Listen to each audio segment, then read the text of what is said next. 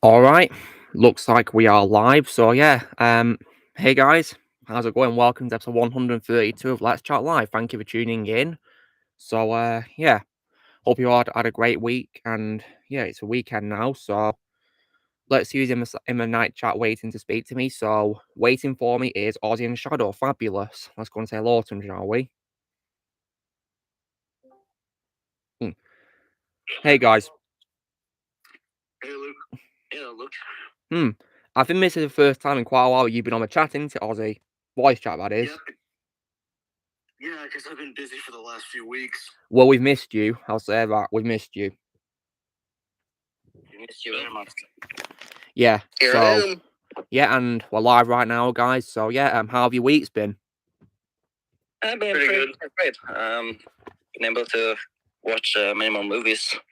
Yeah, I've noticed you've been talking about them, Shadow. That's really cool. Yeah, me too. And on exciting news as well, guys. It looks like soon Hawk will be starting a new job, which is brilliant.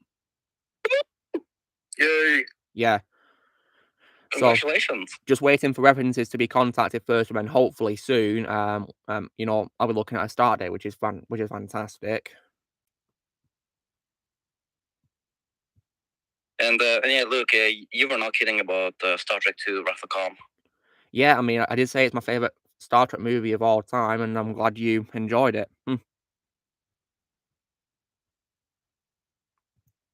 So, and when it hello Joseph, welcome. So we could talk about things that happened this week, guys, in the news. So yeah, so this week, of course, two films came out competing with each other, which of course is Barbie and Oppenheimer. Out of those two, I've not seen either of those yet, but when it comes to streaming, I will definitely watch Oppenheimer. And, speaking of which, I don't think I'll be watching that movie on streaming. Have you got a plan to see it in a cinema, Shadow? Yeah, I do. Because I mean, come on, it's a Christopher Nolan movie. Well, that's your choice, isn't it? But I've made my choice because I can't handle 3 hours at a cinema, to be honest. Yeah, I am actually still debating again. Just make your choices. Simple as that. Yeah, I was thinking about watching it on Wednesday. Well, do whatever you want, Shadow. It's up to you, not me. Yeah, of course. And obviously, due to, of course, this new work commitment, I might not be able to go to cinema, anytime soon, to be honest, because I'll be so busy, It's kind of like that routine last year when I couldn't see anything when I was working last year, Yeah. Thankfully, I was able to see Black Adam because thankfully back then I wasn't working at the time. But yeah, and speaking of Black Adam, of course, the direction of DC Universe going in my opinion, is a total joke. Yep. Yeah, and apparently they released a new trailer for Blue Beetle, and I've not seen it. I don't want to see it. Yeah, I refuse to watch that movie, especially after being insulted Batman, attacking the fans and all that. Yeah, screw me away. I don't want to watch it. And it looks like a cheap CW trash fest too, based on what I've seen of it from Az's breakdown of the trailer. The first one, that is. Hey, saw Blaze's reaction. Yeah, Blaze's reaction as well, yeah. Speaks, for many of us. Both those reactions were better than the movie. I'll say that. I think they are going to be better already. There's no doubt about that. And speaking of other trash fests, they also released another trailer for Marvels too, and I saw Az's breakdown of that, and it also looks like complete trash. I don't know how they're releasing that in the first place.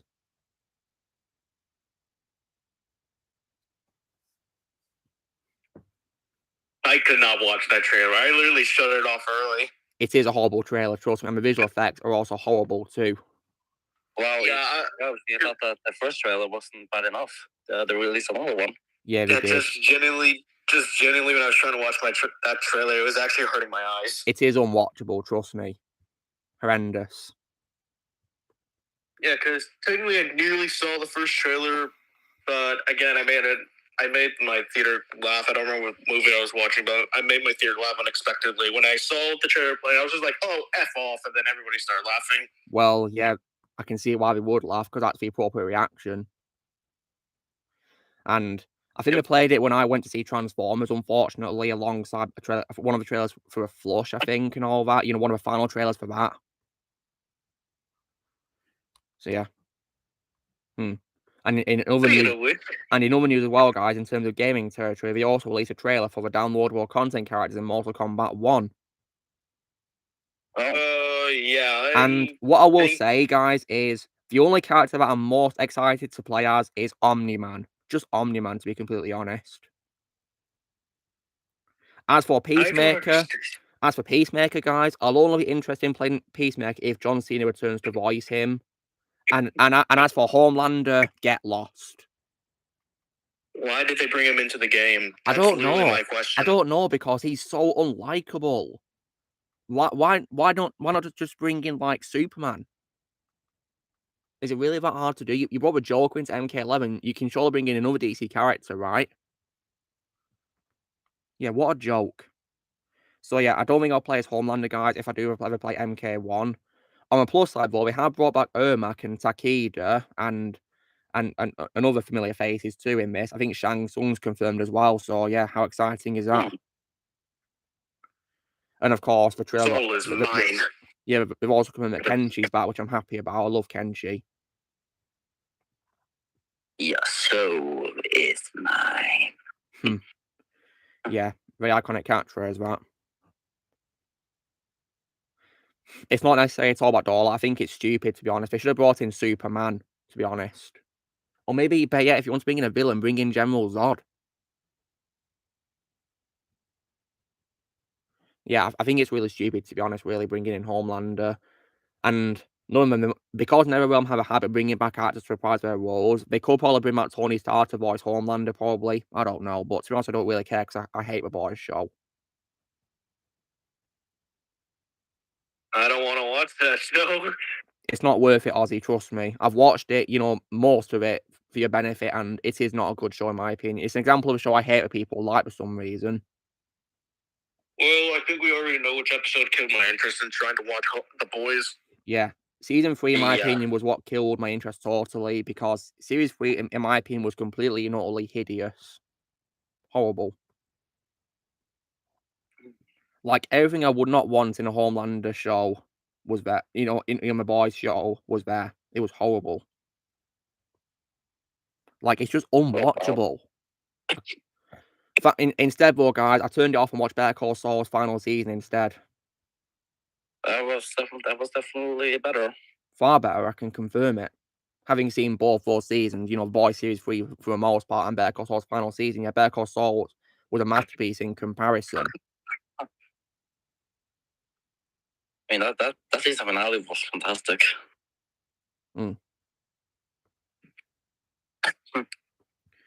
Oh, yes. And to be honest, I can't really say I blame, Vince Gilligan for not wanting to do any more Breaking Bad, universe shows, to be honest. I think he's wrapped up well, to be completely honest. I mean, what other story could he tell? Because I think it's all been covered. There's nothing more to tell. Yeah.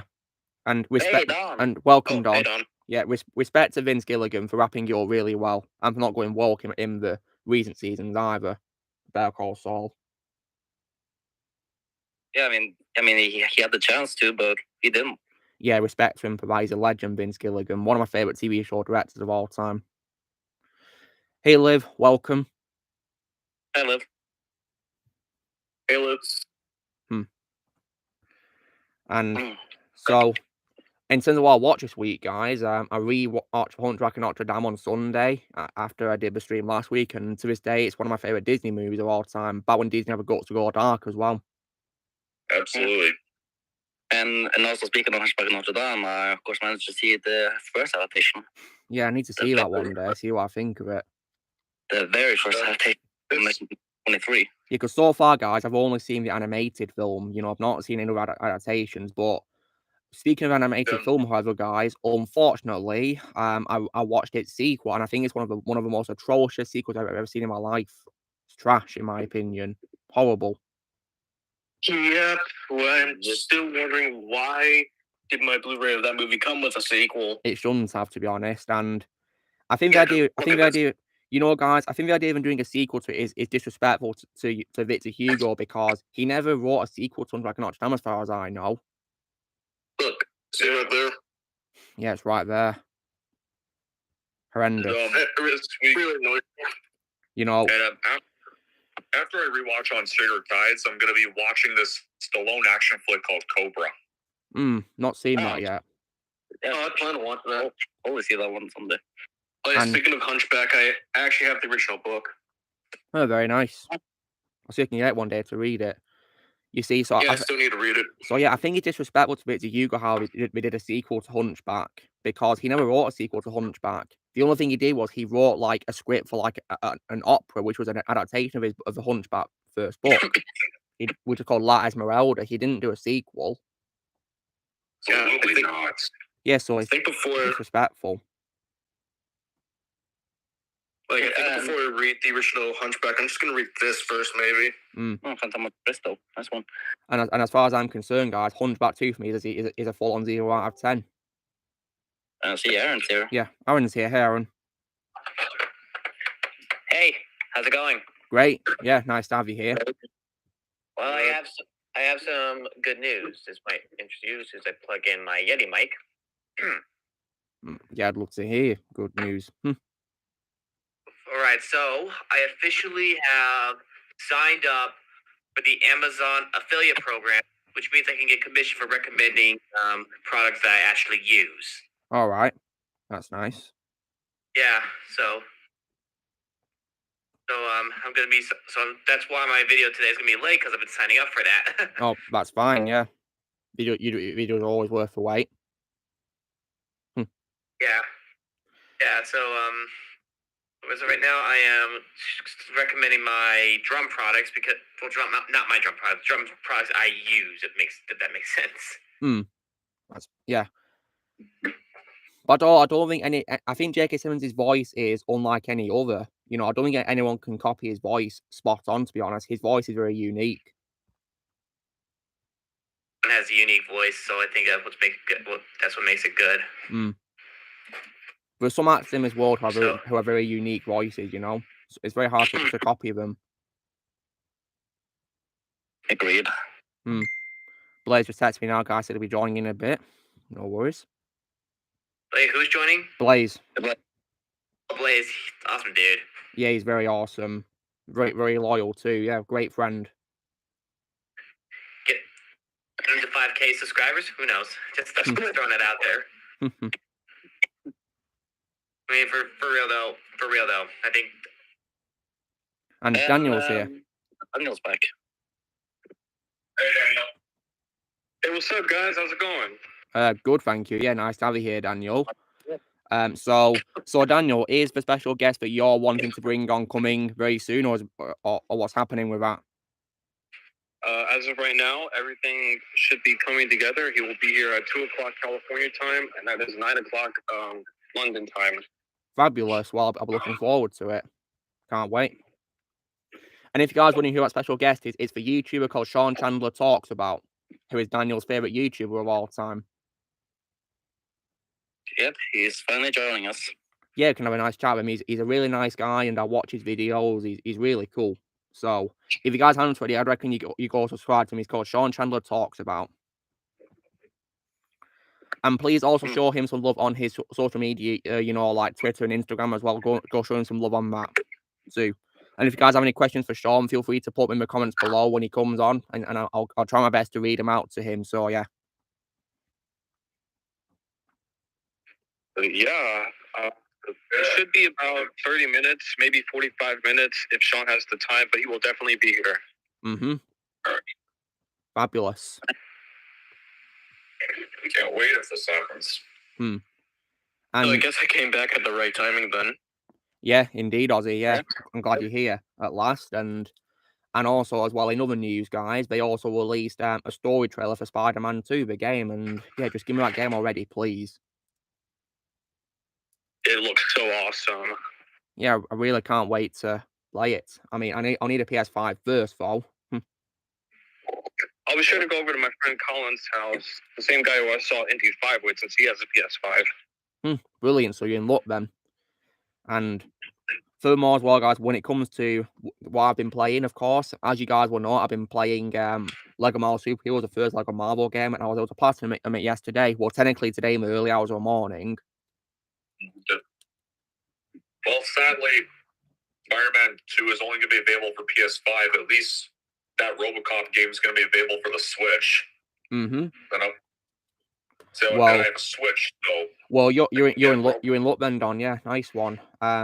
I'll probably wait till I get a PS5, but I'll probably wait till I get a PS5, or because when it comes to Switch, guys, you know, there's a problem I have with that being that, you know, sometimes games from console don't look that good on it in terms of resolution and some gameplay qualities, and furthermore as well, there's a problem with my joysticks on them because they keep moving in a random direction for no reason. I don't know why. That's because you have the Joy-Con drift. Hmm. All right, so I'm about to go into a place. I'm about to go into a place that's playing copyright music, so I'm gonna have to head out for just a little bit. No worries, Daniel. No worries, Daniel. Magic. Don't worry. I got a song for that. There's copyright music. Turn off your speakers. Copyright music. What the heck? Thanks, AJ. I appreciate it. Problem. Yeah. Oh, it's gone. And also, guys, if you guys are wondering who my favorite character is in the Lego Marvel games, for me, it's Stanley. I thought I told you, knuckleheads, to stop playing on my lawn. And if you guys are wondering, while my favorite author of all time is J.R.R. Tolkien, my favorite comic book writer is Stan Lee.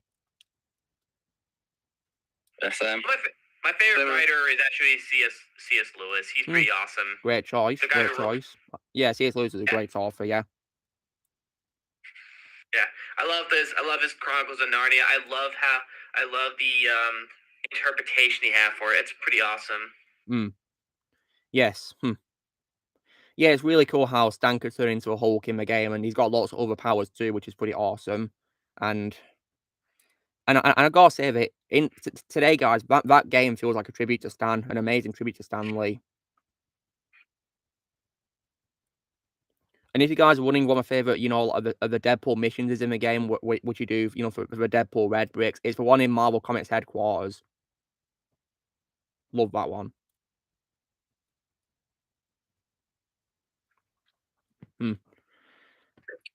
Yeah, Excelsior indeed. Yeah, very iconic catchphrase. You saw Kubo, Donnie. Nice one. Yeah, that film's a masterpiece. My favorite Laker movie of all time. I love Kubo and the Two Strings.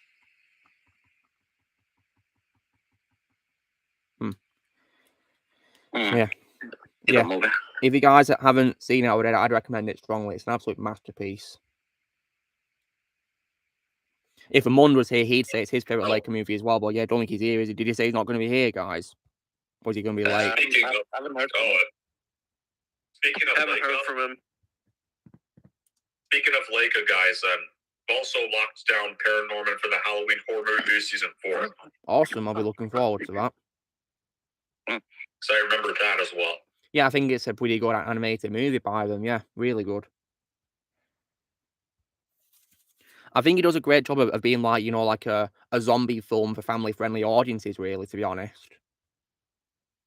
And, you know, good paranormal activity. He does a good job with that. It might be scary, but he does a good job at it for a family-friendly audience. Yeah, I don't think it's really that scary. Well, that's why I say he does a good job at it, Don. And obviously, Don, you don't find out scared because you're an adult. You've probably experienced lots of horror films in your time, haven't you? So you're probably used to it by now, aren't you? Yeah. Yeah, me too. Yeah. I think it's awesome that you guys have a lot of these passions. I think I'm very glad you're open about them, because some people are like, they're not open because people bully them, which I say, shut up, beep bop. Yeah, that's what I say to people who, you know, have a go at you for having an opinion. My simple answer to you guys, anyone who criticizes me for having an opinion, is shut up. Yeah. Yep. Or as Tim Hawkins would say, shut your mouth. Either shut your mouth, or I mean, or shut the hell up, or whatever, or just shut up. Simply as that, really. But something that Wesley Snipes said: "Keep your mouth shut, and you'll live longer." Yeah, he's not wrong, is he? If you keep your mouth shut, you won't get in trouble. Those specific words I'd say are for Blue D, AJM, Olivia, No, not AJ Markle. Different, like, it started with Dane Olivia, just that user. Yeah, yeah, those people, yeah. Disgraces to YouTube. And of course, and last but not least, Darth Psychopath Dracula. Yeah, he's definitely a nasty person. In his videos, he clearly talks and behaves like a psychopath. I don't even know what point he's trying to make in his videos at all. I ain't got a clue. I think some people. Some people. I don't usually call out names on my channel anymore at all, because I don't want people to get attacked. I think the best way I could say to that is, well, more people, obviously, they're gonna say whatever the heck they want, and that's just part of reality. And reality is, some people. I had like that rapper Tom McDonald. Hey, I don't care. I don't care. Yeah, I don't care. I don't care for any haters, to be honest. I just don't care. Mark. Yeah, hey, Markle, I didn't notice you earlier. It's okay, man. It's okay, man. It's very rare we're even in calls like this, but it's awesome to hear from you again. I mean, if you watched my video, our reaction videos, actual content, I think you'd like it. I think you continue the content you do, you don't just watch something, you actually give an analysis of what you feel about it, your opinions, good or bad. I mean, some people just do it to and just watch it like, okay, you guys will like it, like, share, and subscribe. And I'm like, dude, what the heck? Analysis, please?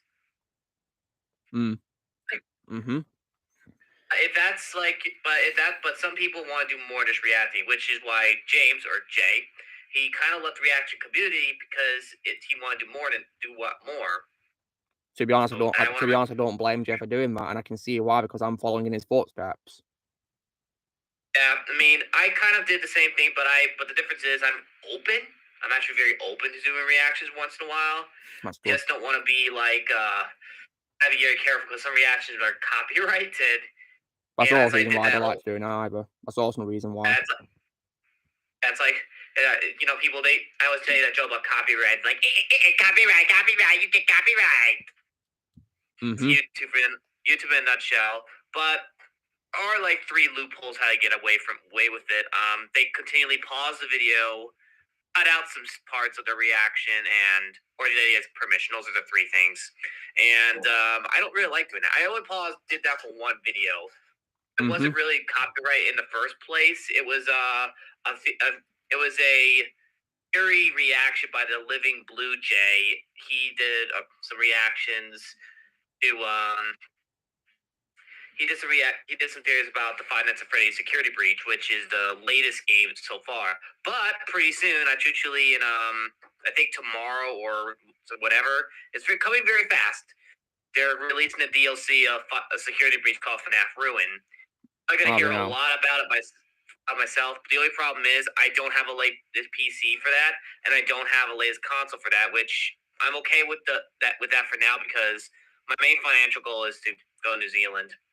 Well, I hope you achieve that, Aaron. Yeah, I hope it all goes well for you. But I don't care for the Inhumans, to be honest. I don't care for those characters, to be honest. And God, the MCU show was terrible. Well, I'm not watching it. I don't care for the Inhumans. I really don't care. I've only encountered them in the Lego games so far, to be honest, and I think I might keep it that way.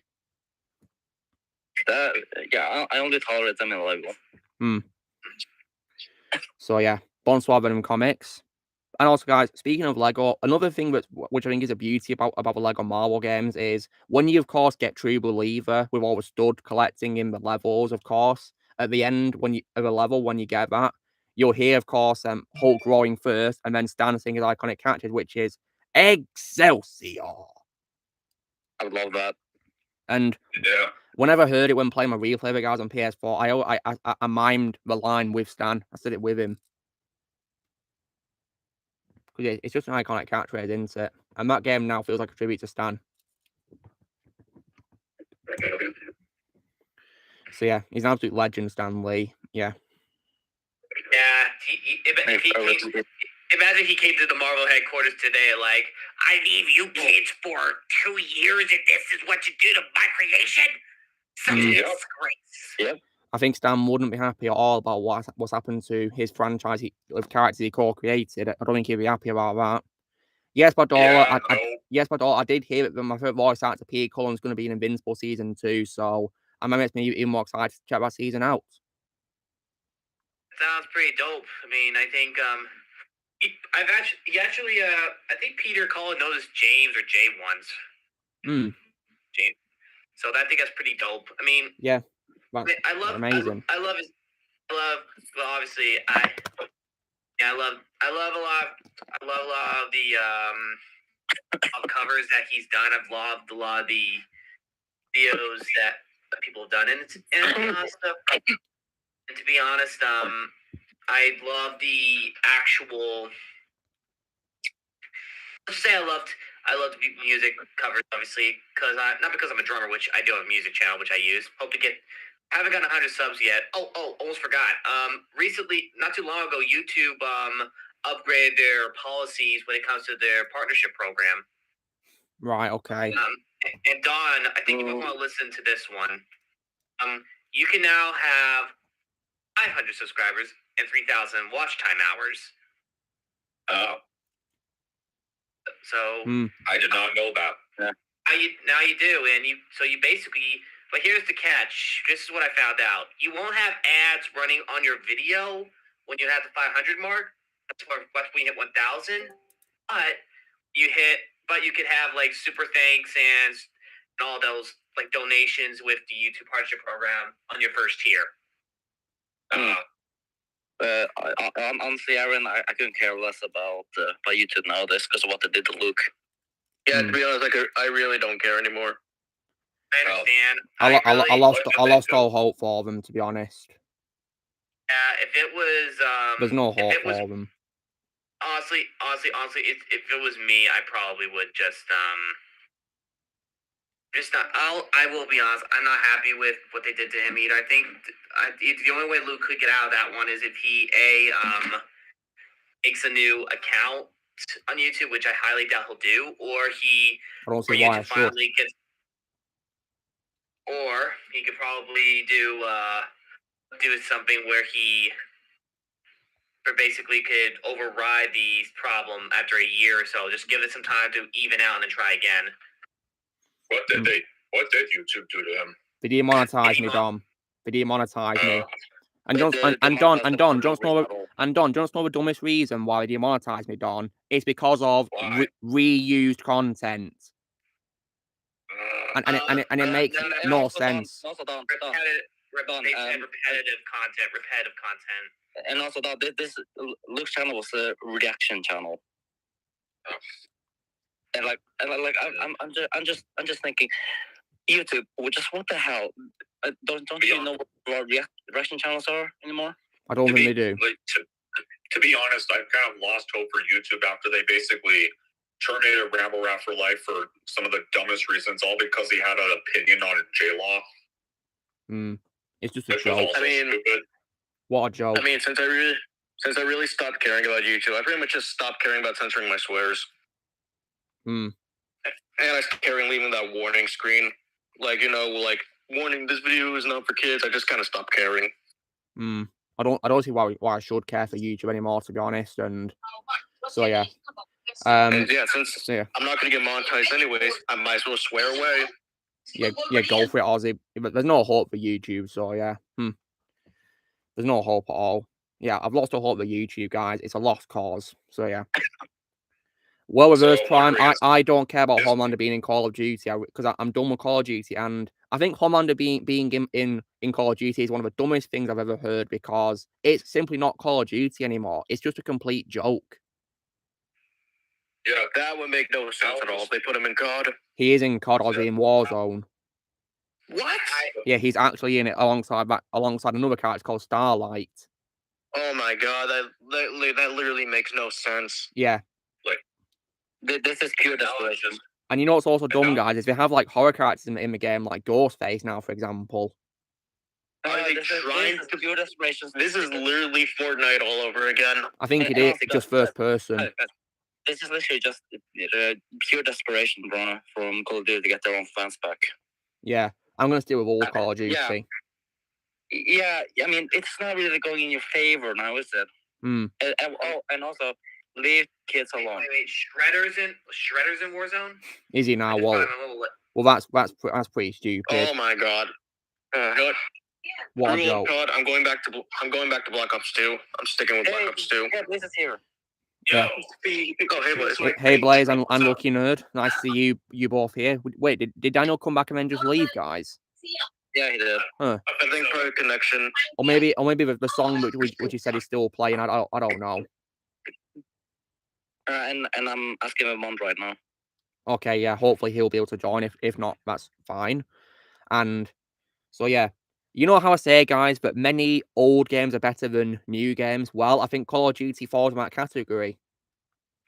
Just they're literally just doing the same game over and over. Don't do an over reboot and ruin the game. Example, Atari with Backyard Sports. They ruined the Backyard Sports games for me because I have two of the reboots. I don't know. I won't be able to show it on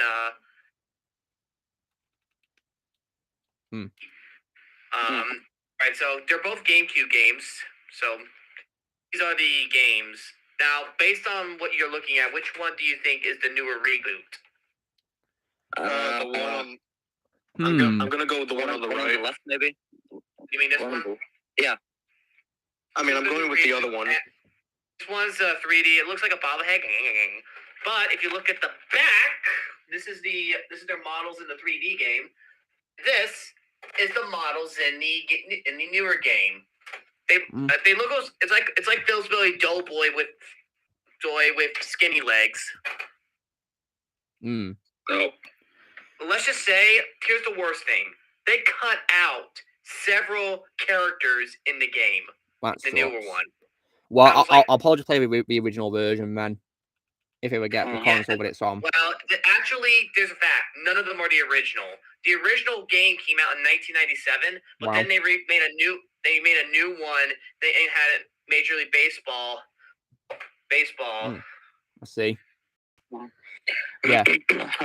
So guys, I'm actually talking on my iMac right now. Oh, that's cool, Blaze. Your voice sounds a lot clearer now, Blaze. So how does it feel to finally have your Mac, Blaze? Oh, way better than the old PC. And Blaze, is it faster than your PC?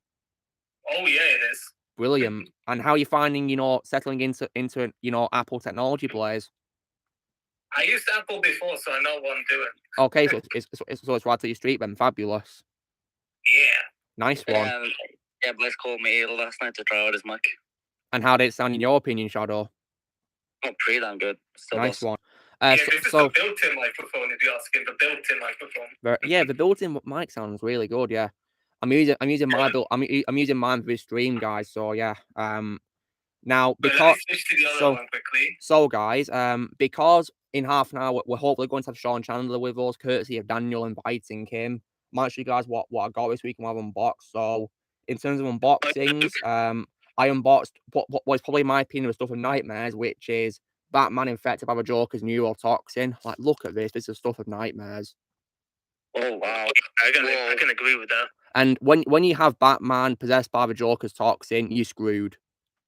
Yeah, honestly, I think the Batman Who Laughs is worse. Oh yeah, much worse. I should try and get a figure of Batman Who Laughs. My mic was on mute. Sorry. That's fine, Lucky Nerd. No worries. No worries. I was just gonna say. Okay, so this is the recording microphone. Logo on the suit. Sorry. What, Lucky Nerd?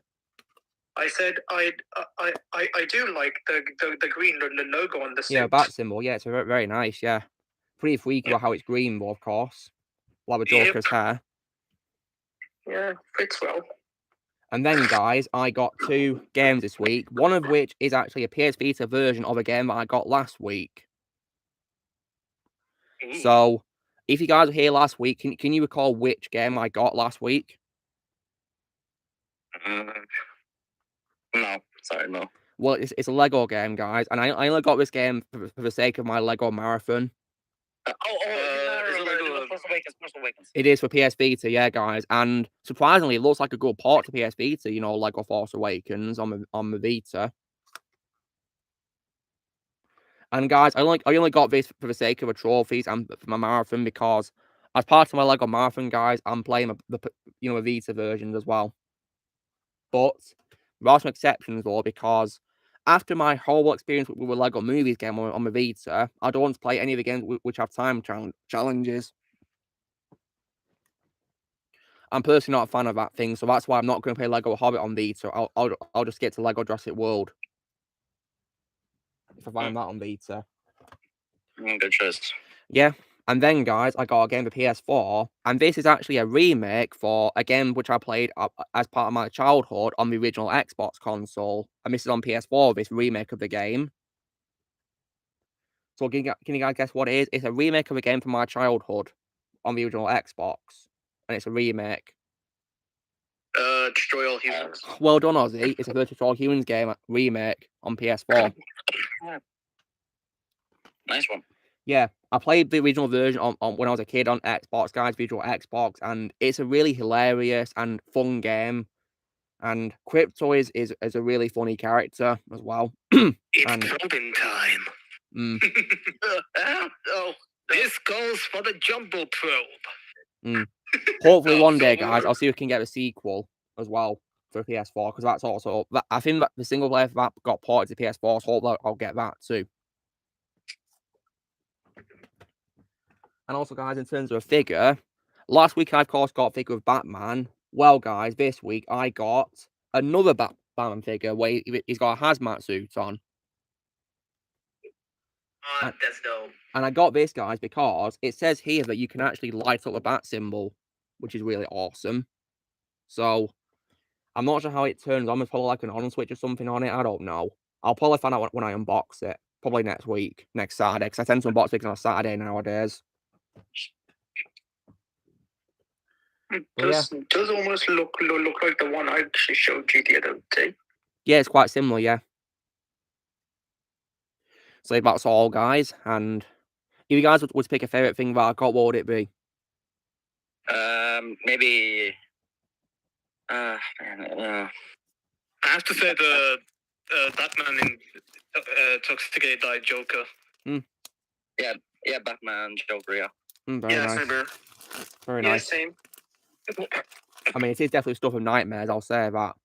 For sure. Hey, Luke. What, Blaze? Did you notice the mic quality change? Yeah, he sounded a bit, low quality compared to the iMac one, Blaze. Yeah, I noticed it. Wow. Yeah, this is the recording microphone. And here's the microphone. Yeah, it's a pretty good mic sound, to say. And also, guys, based on the list of Lego games I read about on Wikipedia, it turns out that Lego Force Awakens is the last of the licensed Lego games to be released for 7th generation consoles. Oh. Like Xbox 360, PS3, and, Vita and Wii U, and Nintendo 3DS. It's the last one to be released on those consoles before the games then began to be exclusive to 8th generation consoles. I think the first one to be released for only 8th gen, I think, was the Lego Ninjago movie game, I think. Probably. Yeah. Because it was that year that they decided to stop releasing it for, the lower consoles.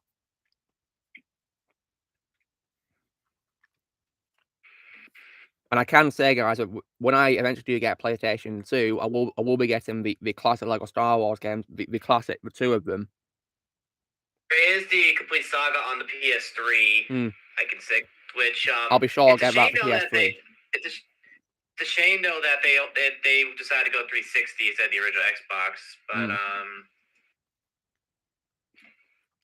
I suppose if it's on Xbox 360, it'll be a bit high quality as well. Complete saga. Yeah, it has to be. I also prefer the PC version. Yeah, I played on PC when I was a kid. Yeah, that was a lot of fun. To be honest, with my gaming life, I'm honestly around next year. I want to say is where I'm really going to dive into PC gaming. Very nice, Ozzy. Good luck with that. Yeah, I mean, I'm actually gone more to console, but I think if I do PC, I have to go with a very next gen like PC because my PC is a refurb and it's not the best. And I want to play like Gary's mod again. I want to play the new Final Fantasy Freddy game so I can catch up with it. But I know that the new one, like Security Breach, was more buggy than Disney. Anyway, I mean, here's the thing. Like next year when I get like enough money, I'm gonna upgrade from my current laptop and get a gaming laptop. Oh, nice. Definitely a good idea, Ozzy, because, you know, sometimes, you know, games can, like, overload a PC, can't they, unfortunately? Yeah, like Lego City Undercover on my laptop. They overloaded it, That game lagged. Oh, dear. Yeah, that game lagged. I had to force quit it. That's very unfortunate. Yeah, and even at the pause menu, it lagged. Sometimes on my PS4 playthrough Lego City Undercover, it tended to, like, you know, freeze and crash, and I'd have to restart it, unfortunately. Particularly in the story missions, and then, you know, free roam doing the story missions, going to, you know, the events and all that in the story. Thankfully, with Lego Marvel Superheroes, that didn't happen, which I was happy about. And also because I really want to try out Warhammer. That's another reason. Oh, yeah, of course. I've got a couple of those games on PS4, yeah. As soon as they announce Henry Cavill's, you know, show's release date, I'll definitely play the games in preparation. Because, like, currently right now, the newest PC game I got was actually MKXL. Very nice. It's my favourite Mortal Kombat game of all time. I just found it on sale and I was like, okay, screw it, I'm getting it. Yeah, go for it. That also does mean, like, when I get the new gaming PC next year, that means I could try out MK1. Oh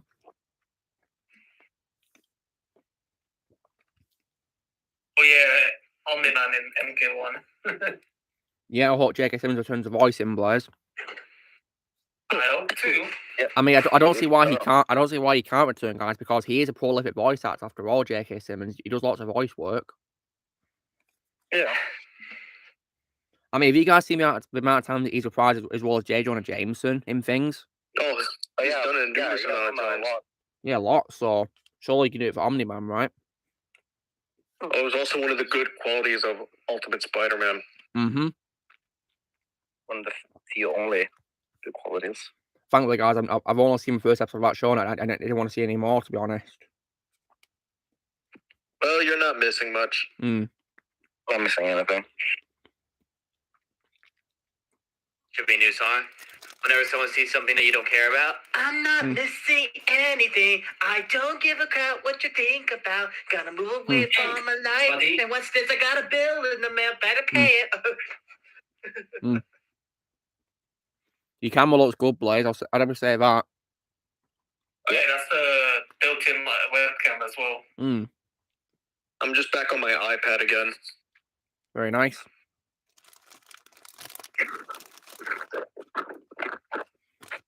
I never thought I'd say this, but I actually do have a Rumble account now. I just don't upload on there yet. All right, nice one. I'll be sure to follow you on that, Aaron. I already uploaded on my Rumble user. It was my Johnny Depp video I did. I don't know. I honestly don't know what to upload on Rumble. I mean, not yet anyway. Unless I could do like it's like probably there's like violent games like Half-Life 2, and then go on there and then upload on there because you know Half-Life gets pretty violent. Mm-hmm. And a bloody mess. You walk in, Gordon. Go to Freeman. Why must you make a bloody mess? And plus, also, the thing is that my Johnny Depp video was originally supposed to get posted on YouTube, but it got blocked worldwide, so Very that's why unfortunate. I sent it to Rumble. Yeah, that's very unfortunate. But you know what, Ozzy? But you know what, Ozzy? It's YouTube, so I'm not surprised. YouTube's copyright system is a little jacked up, but Yeah, it sucks. let's just say it. Yeah. It's I did look up a lot of. I have my own connections still of finding out like what music is copyright, what's not copyright, that type of thing. So, there's some music out there that's not copyright. Like the soundtrack to Mars Attacks actually isn't. Actually, they're not. No companies are actually even. Oh God, I can't talk. Making copyright claims to people that use music from Mars Attacks. Hmm. I think I know why. It's either they use share that they can share the revenue, or what they do they just allow you to use a certain time, because usually legal copyright is making sure that you use more than 10% of your video over the copyright material, which is under fair use. And if it takes over that, like it's like almost all the videos copyright, they will strike it. Sorry, that's how it works. Yeah, it's not because YouTube. It's the copy. It's not YouTube. Just to clarify, it's the copyright system in general. Well, I should point out, like, not all the music, because like there's 2 songs in the movie that will get claimed, which is When India Calls, I think that's what it's called, which is the song that was used to kill the Martians, and also songs from Tom Jones that were in the movie. Mm-hmm. But other than that, the rest of the soundtrack, no, they don't really claim it that much. And also, guys, when it comes to other things happening this week, I also managed to finish my binge watch of Batman Beyond, and it's an absolute masterpiece of a TV show. I absolutely love Batman Beyond. Yeah, speaking of shows that I've also seen is I also finally managed to finish Simpsons. Wait, The Simpsons, Shadow? Yeah, finally finished it. Okay. I mean, I stopped watching that a while ago, to be honest. And let me just tell you guys, you're not missing anything. You're not missing anything at all. Well, thank goodness I stopped watching it a while ago. To be honest, I always ended up watching that show out of order. The only time I was consistent was when I got the first volume on the DVD a few years ago when I was 9. And this also means, guys, that on Sunday, well, tomorrow, I'll be watching the animated film Batman Beyond Return of the Joker. Ooh. Which I'm definitely looking forward to doing, and I have no doubt it'll be much better than today's DC. And speaking of things that I'll watch tomorrow is Don, you're gonna be happy about this, because I'm gonna be watching Dungeons and Dragons. Nice. Yeah, you'll definitely love it. I really loved it. Yeah, I'm surprised I even loved it. Definitely one of my favorites of this year. This is coming from somebody who never played any of the games and didn't really have too much excitement for the film. Yeah, I mean the trailers weren't great, but and also the marketing was terrible. That's why it didn't make a profit at the box office, because of the way they advertised it. Because they wanted to emasculate men, but apparently that didn't happen. Yeah, I can confirm that. They don't do that. Thankfully, the main characters in the film are very likable and well developed, in my opinion. Like, I swear somebody just made that article up just to get attention. Probably. I mean, sometimes I don't know what to believe in this world when it comes to articles, guys. I mean, did you guys by any chance see that tweet about Henry Cavill preferring Justice League over Snyder Cut in an interview? Nope. Well, guys, I can confirm that interview was fake. It didn't happen. It was fake. Why am I not surprised? You can't trust anything nowadays. Media strikes again. Yeah. Here's my opinion. The media is literally in the sound of a pig. Mm-hmm. Well. And of course, when it comes to Henry, of course, I doubt he would say something like that, because he's really nice. So I don't see why he would do that. And he, of course, is a big supporter of Zack Snyder, isn't he? He's worked with him. Yeah. Henry's really nice. So yeah, I don't think he'd say something like that. And Daniel's back with us. So Daniel, how's everything going with what's happening? I'm doing good. Sean started his Patreon video chat. It should be ending in about 30 minutes, so we'll keep you on time for him to join the live stream. So everything is going as scheduled so far, which is nice. Excellent. That's good. Excellent. I have to throw a bit of a mini rant at you guys, because part of the reason why I had to leave is because they were playing copyright music.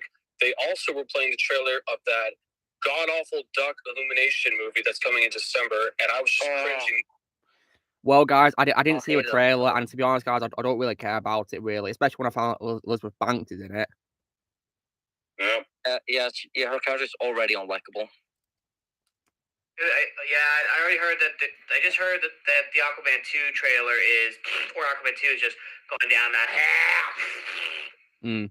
Well, I'm not gonna see a trailer for Aquaman 2 because I refuse to watch that movie or support it. Yeah. I'm never. I'm not. I will never watch the Aquaman. I kind of. This is gonna sound bad, but there is. I'm interested in two movies: Sound of Freedom and the Five Nights at Freddy movie. Those are the two movies I'm interested in. Yeah, I can see why, Aaron. I'm definitely wanting to watch those, of course, and providing they don't get delayed, I'm also really looking forward to Doom Part 2, of course, and also Wonka, both coming out towards the end of this year. Yeah, Dune. I better not get delayed. I mean, I don't see why it should get delayed because the filming's done for it, production's done, so I don't see why I got to delay it. Seriously. And also, if it does get delayed, I would have said this to Dom, but Hollywood won't have any excuse whatsoever. Yeah, but there's no excuse for them delaying it, is there? If it's already completed. And COVID is dead. The thing is, Warner Brothers doesn't realize that interviews don't make films money at the box office. Yeah. Not just what makes money. The reason why films make money is because either the trailers are interesting, or it's something actually original and creative, or it's a sequel to a film people actually liked and are hyped to see. Ozzy going to communicate here now? No worries, Ozzy. And of course, films can succeed when they do something for the fans, of course. Because it's the fans that they pay to see a movie, of course, so the film should be good for the fans. Yeah, and what's even cool is if the fans override the critics, hint Mario movie, that usually counts. And the Sonic movies, yeah. I mean, I think Paramount saved their paycheck when they listen to the fans. Because they, after that gosh awful son that looks like a furry in a dress suit. Yeah, hideous. Stuff of nightmares. And he came back as Ugly Sonic. Yeah, Paramount have my respect for changing the Sonic because they listen to the fans criticising it. Yeah, I mean, and the Mario movie, people doubted Chris Pratt, which now probably about 90% of people who criticized him owe him a massive apology. I mean, I had faith in Chris Pratt because he's an amazing actor, very talented, and he nailed it as Mario, one of my favorite roles of his.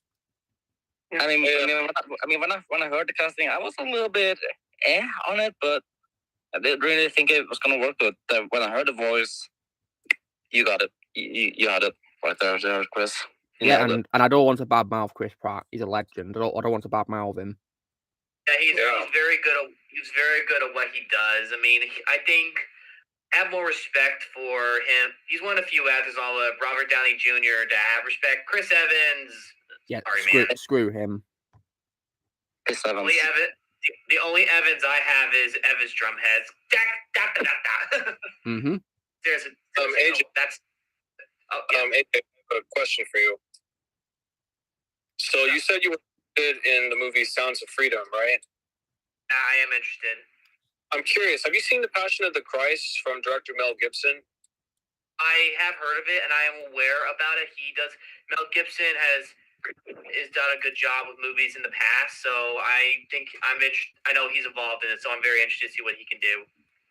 So the reason why I'm bringing this up because I just found out that Sound of Freedom has the same actor who played Jesus Christ in The Passion of the Christ, Jim Caviezel. So that's a pretty nice comparison. I knew that guy sounded familiar. That's awesome. By the way, I swapped my phone. That's fine, Ozzy. No worries. Is that why you had to communicate in the chat just then, Ozzy? Yeah, then I swapped back, but I'm probably going to communicate in the chat again later because my brother and I got invited to go hang out with an old friend of ours from school. Oh, that's fine. No worries.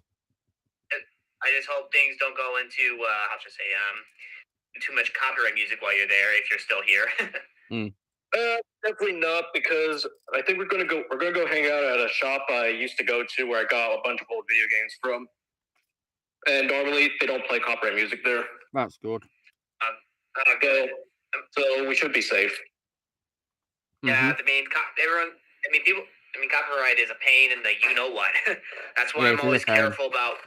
That's why on MLB The Show they have copyright music on there. I checked, and I had to remove the music from Family Feud because I did a little research on it, and there's copyright music on it, so I turned it off. You know, that's called saving your paycheck. When it comes, of course, to YouTubers who play games and all that for playthroughs, guys, I've got to give a shout out to an absolute legend who does Lego walkthroughs, because without him, I wouldn't have been able to platinum Lego Marvel or Lego City Undercover. It's a YouTuber called Pack Attack. Yes, love that guy.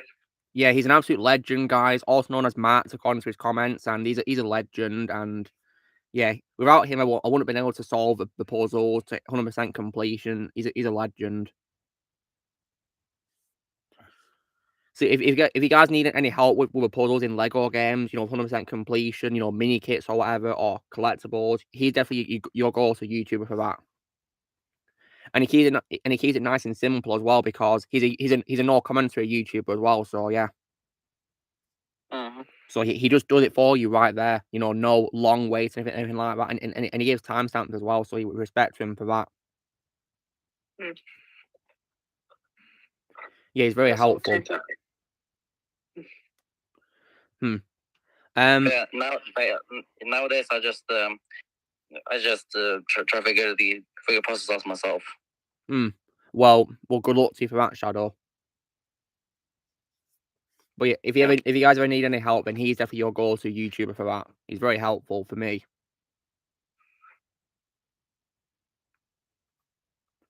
And the beauty of free play on Lego games is you can actually skip some puzzles too, which is really handy.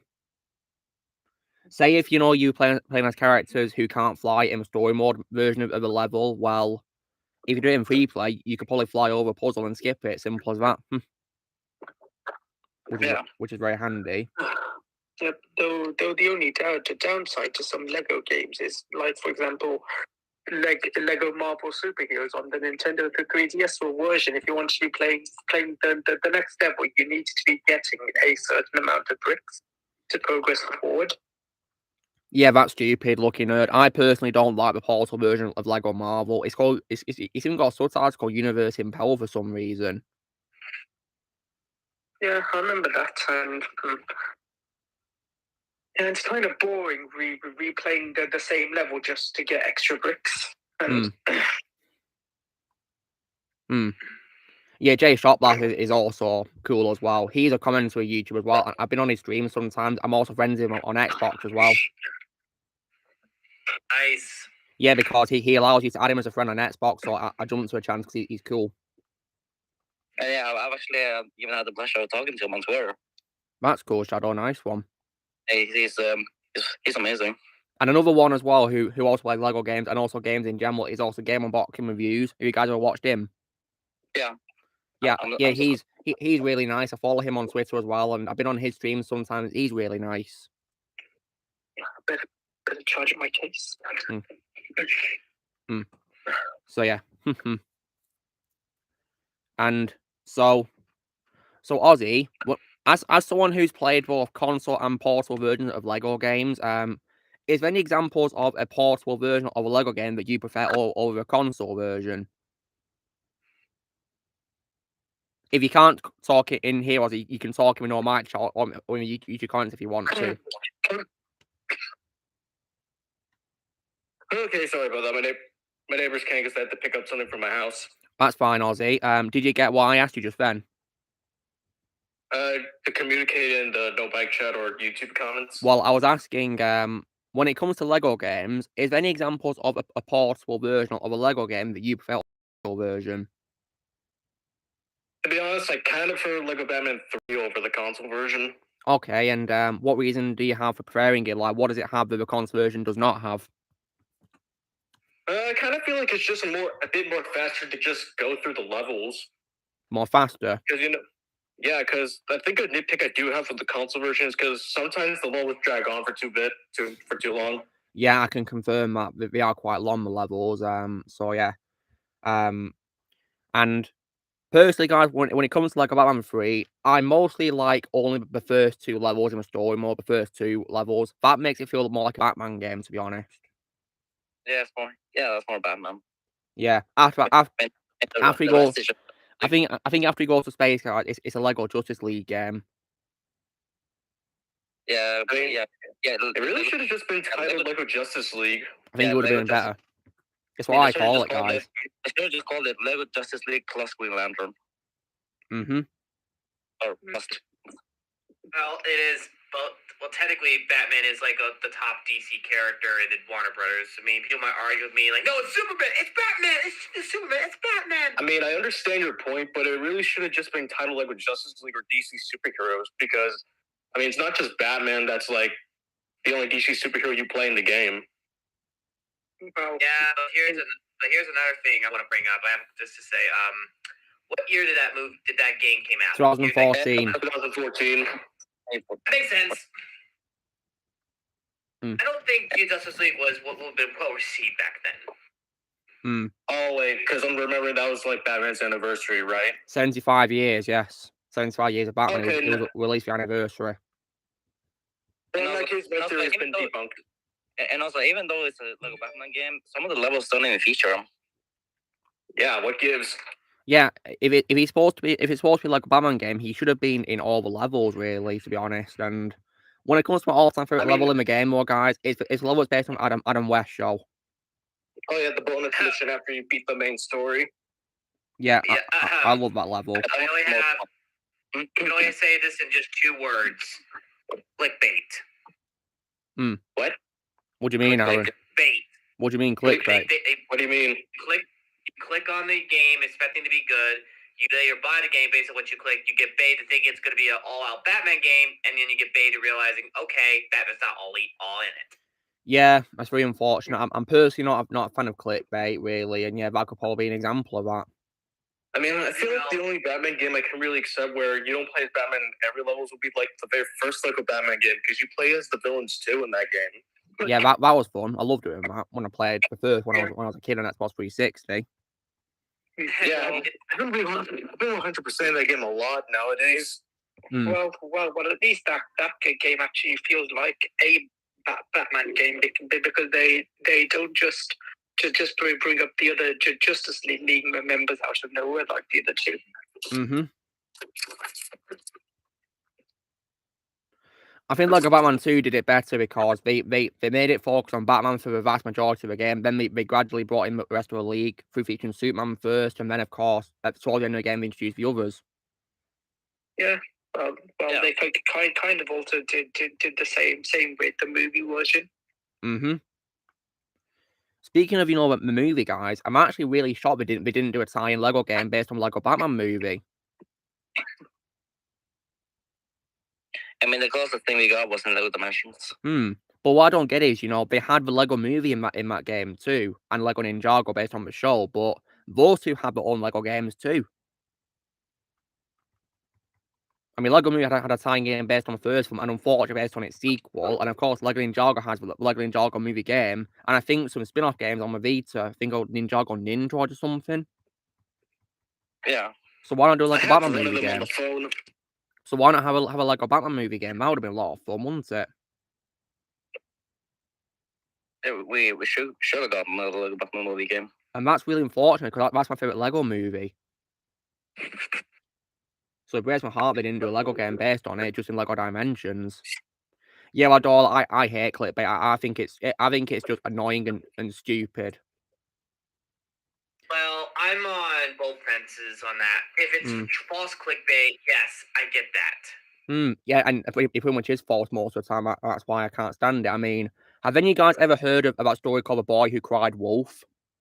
Yep. I heard. I know where this is going. Yeah, it literally feels like that because if you lie a lot of the time, then people are going to know you as a liar for most of your life. But imagine if you finally did a video where you're telling the truth, you're being honest. No one would believe you, would they?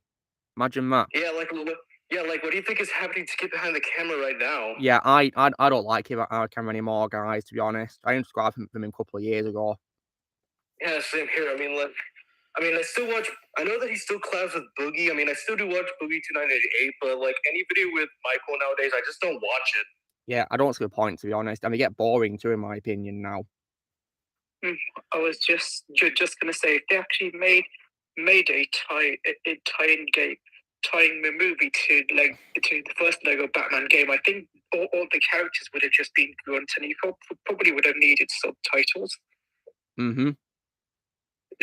Well, looking at the good news is that all LEGO games do have subtitles for characters who talk, of course, so yeah. Yeah, because ever since LEGO Batman 2, the characters have talked, of course, haven't they, in the licensed LEGO games, so yeah. And beauty of that, you can have subtitles on.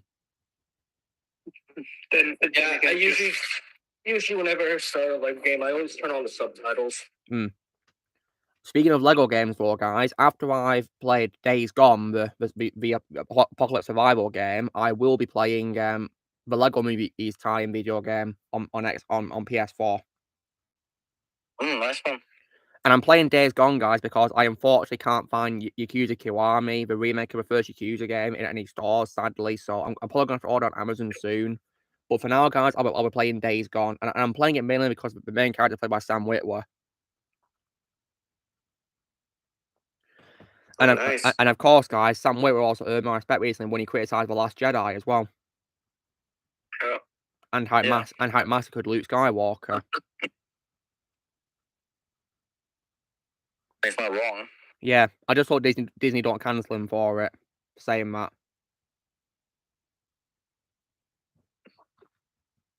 I mean, knowing Disney now, they of course will. Yeah, I wouldn't be surprised if he gets fired from voicing Darth Maul in Star Wars games now because of that. We don't want that to happen because Maul's my favorite all of us. Well, let's hope, eh? Yeah, either that or you'll probably have the snowflakes. It says telling to Disney too. Speaking of games, guys, as well, when it comes to Star Wars, I think for the most part, all Star Wars games are better than today's Star Wars games, to be completely honest, as well. Yeah, I think a good reason is because the old ones are not run by EA and because they're run by LucasArts. Indeed. Yeah, and when it comes, of course, to EA's Battlefront games, I personally don't like those games, guys, especially Battlefront 2, because it has a sequel to trash all your characters, of course. I mean, if I were to play EA Battlefront again, I'd only do it for multiplayer. Other than that, nothing else. Yeah, I wasn't really a fan of story mode either, guys, in the second one either, to be honest. Oh yeah, I could barely even get past the first level in story mode. Yeah, I can't blame you looking at it. It's hard, isn't it? I mean, Yeah. to tell you the truth, like back in 2016, my friends and I would just like play on the Xbox and only just do multiplayer Battlefront instead of actually doing the main story. And of course, when it comes, of course, to Battlefront, in my opinion, the old Battlefront games are much better, far better, in my opinion. And I have both of them. Yeah, I played Battlefront 2 from 2005 when I was a kid, guys, on PC. That was an amazing Star Wars game, and to this day, I'm still furious that they cancelled Star Wars 1313. You know, that bounty hunter game. Yep. And also, guys, I'm also angry that they cancelled the sequel to Force Unleashed 2 as well. Force Unleashed 3, yeah, they canceled that. I mean, then you know what? They also canceled this because of the sequel.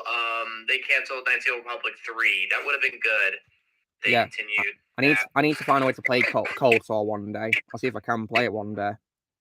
I have enough feeling that if LucasArts didn't shut down, there probably would have been an Angry Birds Star Wars 3. Oh yeah, I played those two. I played those two games, yeah. Yeah, I love both those games. Personally, those are my favorite Angry Birds games of all time. Yeah, I played those two when I was a kid, yeah. I played the Wii version of the first one, and yeah, that's why I didn't get it on the Wii. I just downloaded I tell you what, Aaron, get it on your phone or something. It should be on phone for you, or tablet or whatever. As long as Review didn't remove it, then you should be fine. Yeah. Because I still have it on mine. They did remove the second one. I don't know if they still have it on the first one. If they got rid of it already, then Wait. What user are you? Aren't you Android? Yes. Okay, I think that's probably why. Let me check if it's on Apple for me. They got rid of it. Yeah, because I still have it downloaded on my phone. Okay, guys. I've just searched up Angry Birds Star Wars on the App Store, and Star Wars is gone. It's gone. Okay, then I'm not on it. I'm not uninstalling it from my phone then. Yeah, don't, Ozzy, for your own sake. It's been gone for a decade. Just saying. And plus, I already sent the screenshot in the no mic. And I don't understand why they had to delete the second game, because that has characters from Rebels in it, so it's a Disney property, so I don't see why they had to, delete the game, eh? Probably because it failed. I had fun in that, though. I had fun with that pack. I'm almost tempted to play Fruit Ninja, but if I do that, I probably might just do it for my channel once in a while, because there's Disney Magic Kingdom. There's no magic. Oh, don't get me started with that Disney Magic Kingdom game. It is so boring. Isn't that like a new mobile game, Ozzy? It's basically just a tycoon game where you basically build your own Disney park, and it is incredibly boring. Wait, is it similar to like Family Guy Quest for Stuff and Simpsons Tapped Out? Yeah. Oh God. So it's a ripoff, huh? Just hello, Ozzy. Personally, I'm not a fan of tycoon games, to be honest. The ones I get really excited would be like for Sims, because I did enjoy some Sims when I was younger, but nowadays I don't really care for tycoon games because I just find them boring. When I was a kid, I played Sim City on PC. That was a lot of fun. Sim City, where you build your own city, and my girlfriend still plays Sims. So very nice. I'm fine with that. Yeah, I hope she likes them. Yeah, and of course, when it comes to other tycoon games, when I was also a kid, I played Roller Coaster Tycoon 3 on PC. That was a lot of fun building my own theme park. One of my teachers was obsessed with that game. Well, I can see why. It's a pretty good game, in my opinion. And so, on the plus side, Ozzy, when it comes to his Magic Kingdom game, though, apparently Tim Allen comes like a Buzz Lightyear in it. Yeah, I mean, like the good qualities are like the Disney characters. Like, Captain Jack Sparrow is actually in the game too. Oh, that's cool. And Ozzy, who voiced him, Ozzy? Well, I don't think it's Johnny, but I'm gonna search it up. All right, what's up, Aaron? I just updated to Fruit Ninja, and it has the Teenage Mutant Ninja Turtles Mutant Mayhem on it. Oh, God. I just thought it was cool, just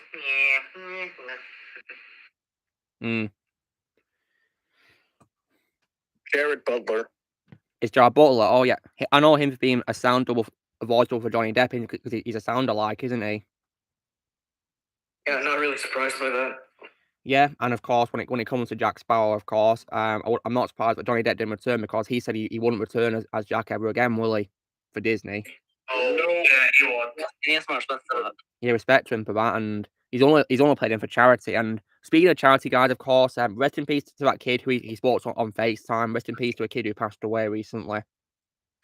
Dang, that's really sad. But yeah, respect to Johnny for talking to him on FaceTime, just in character of Jack Sparrow. Yeah. I still can't believe that the kid's gone. Yeah, rest in peace to him. We lost him. Rest in peace. Lost too soon. Yeah, taken from us too soon. Speaking of people who are taken from us too soon, guys, I also learned some good news when it comes to Invincible's second season, because it turned out in a special episode, Lance Reddick's going to be in it. Oh, nice. I freaking love that. Yeah, I'm so glad we got him to be in that, of course. Yeah, Lance Reddick is an amazing actor.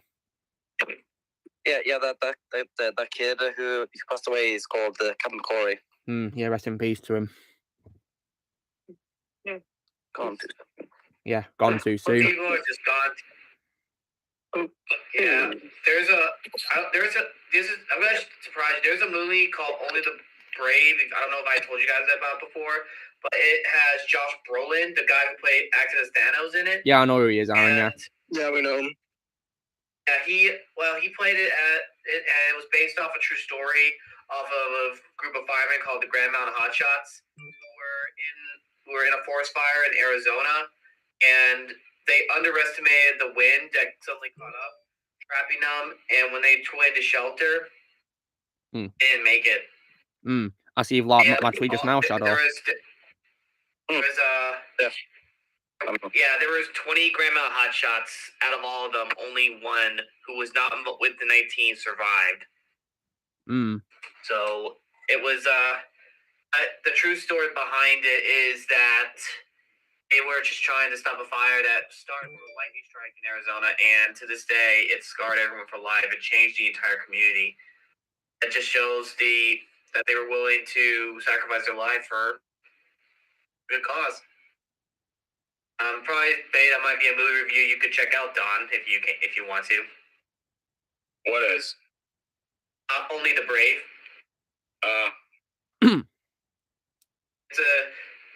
It's a firefighter movie, yes, but it's also a little dramatic, PG-13. But it's gotten decent. But you have to know the story, I think, before you get the actual watch the movie. And Shadow, I see you like my tweet now where I was replying to Jigger Vega earlier where I was talking about what I think of Hollywood, because in my opinion, Hollywood sucks now, and the few good things in it are dim lights in an ocean of darkness. That's or as Vito would say, basically a lighthouse with cocaine. Wait, Aaron, did you say Vito? Yeah. Well, I lost respect for Vito, so yeah, I ain't got anything nice to say about Vito. Why? What happened? Because he attacked geese and gamers, Aaron. Okay. What? Yeah. And apparently he blocks them for just having an opinion. Yep. He's a massive coward. Yeah. Massive coward. I no longer have any respect for Vito. I mean, he's not wrong about, The Last Jedi and Rise of Skywalker being cinematic failures, of course, but he had no right to attack geese and gamers for an opinion. No. At all. Attacking people for an opinion is totally wrong. What exactly did he attack him on? I mean, what opinion did he attack him on? I suppose it could be anything. Whatever it is, he's been blocking him just having an opinion, and yeah, I lost respect for him for that. He's just been an absolute douchebag. Yep. I must have been out of the loop. When did that happen? It happened, I think, a couple of months ago, Aaron, and yeah, when I saw that, I was appalled by his behaviour. It was really childish and stupid. He does act like a child at times, yes. But who knows? Maybe, there was a time Star Wars Theory and Jeremy didn't get on good terms, and they tossed back by each other, and they made peace. Maybe we can hope the same for Vito. I doubt it. I think it's going to be woke forever. Yeah. Of course he is. We'll just see how it goes, guys. We'll see how it goes.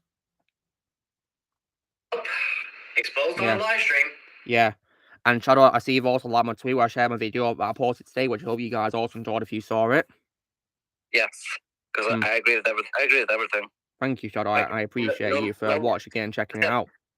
Because No Holmes deserves to be a goddamn trilogy. Yeah, it does. And I hope Netflix will treat Henry Cavill better than The Witcher did, of course, with this, third film if they do one. Yeah, let's hope.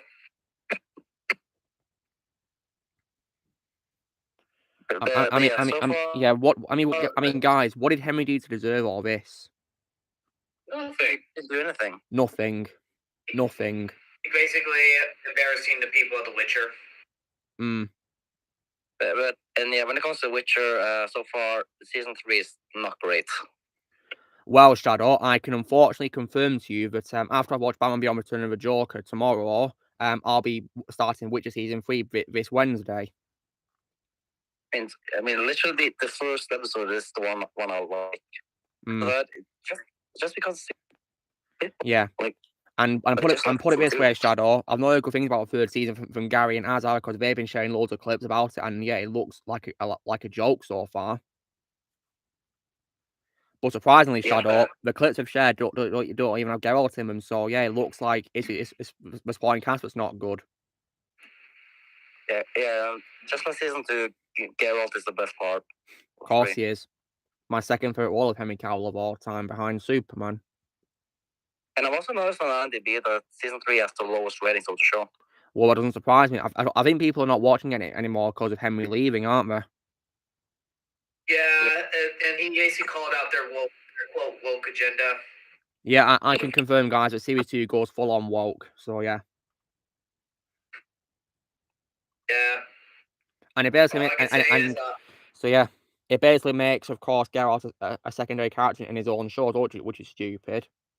And he's still not the main character in season 3 either. Seriously, oh god, you think we'd learn from mistakes by now? But you know what, Shadow? Because Henry left, it doesn't surprise me, to be honest. So they decide to be pulling off a book of Boba Fett. It looks like it, looking at it, unfortunately.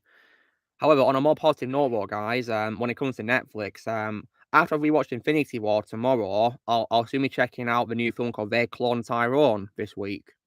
Yeah, that was actually a lot of fun. And I'm watching it in support of Jamie Foxx, guys, because as you guys will know, he's been ill for quite some time, but thankfully he posted a video to Instagram, and it looks like he's doing a lot better now. That's awesome. Honestly, watching the video he posted, it really made me happy. Yeah, I was very happy. I smiled watching it, and yeah, Jamie Foxx is a legend. I'm so glad he's doing better. And he, of course, confirmed in the video that some of those reports about him weren't true. Like, for example, the report of him being blind, for example. That wasn't true. And being paralyzed. Yeah, false. Right there. There's another actor that hates Hollywood. You might be impressed by him. And who's that? Who is that? Tom Holland. Yeah, of course, we talked about him last week, actually. We talked about him last week. He's earned my respect for criticizing Hollywood and saying he's frightened of it. Yeah, I mean, I've seen his interviews, and I'm not only am I impressed by how he stood up to it, but I think he also knows the truth, and I think it's good to stand up for yourself. I mean, that's why I highly recommend for him. I commend him for standing up for himself, because if more people stand up to Hollywood, then I think they might realize, you know what? Maybe it's time to change. Then after that, we could all probably be happy that they changed their minds for good, hopefully. But the thing is, though, there's only one thing that makes any executive happy. And you gotta think like SpongeBob to figure out that answer, if you know Mr. Krabs. Money. Money.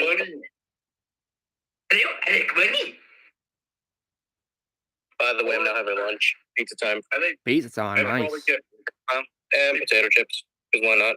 Oh, Lay's very nice. Yeah, I've actually had those classic flavors when I've been in New York and Florida. They're really nice. Yeah, I strongly prefer original. And by the way, I'm outside now. I need to change the scenery. Well, it smells nice, Ozzy. Nice pool. Thanks. It is really hot out here. Yeah, I have a question for you. Frozen pizza question. What is your favorite pizza from a supermarket, like a frozen pizza you get? DiGiorno, I think that's what it's called. I threw out the box, so I don't really remember. I like DiGiorno's, but one of my pizza that really caught my attention is Home Run Inn's pizza. They're very good. I found it. I'll try it. Because what I like about it, this might impress you guys. You know how when you get a pizza out of a box, you have to worry about getting all that cheese out that's like messy and everything? Yeah.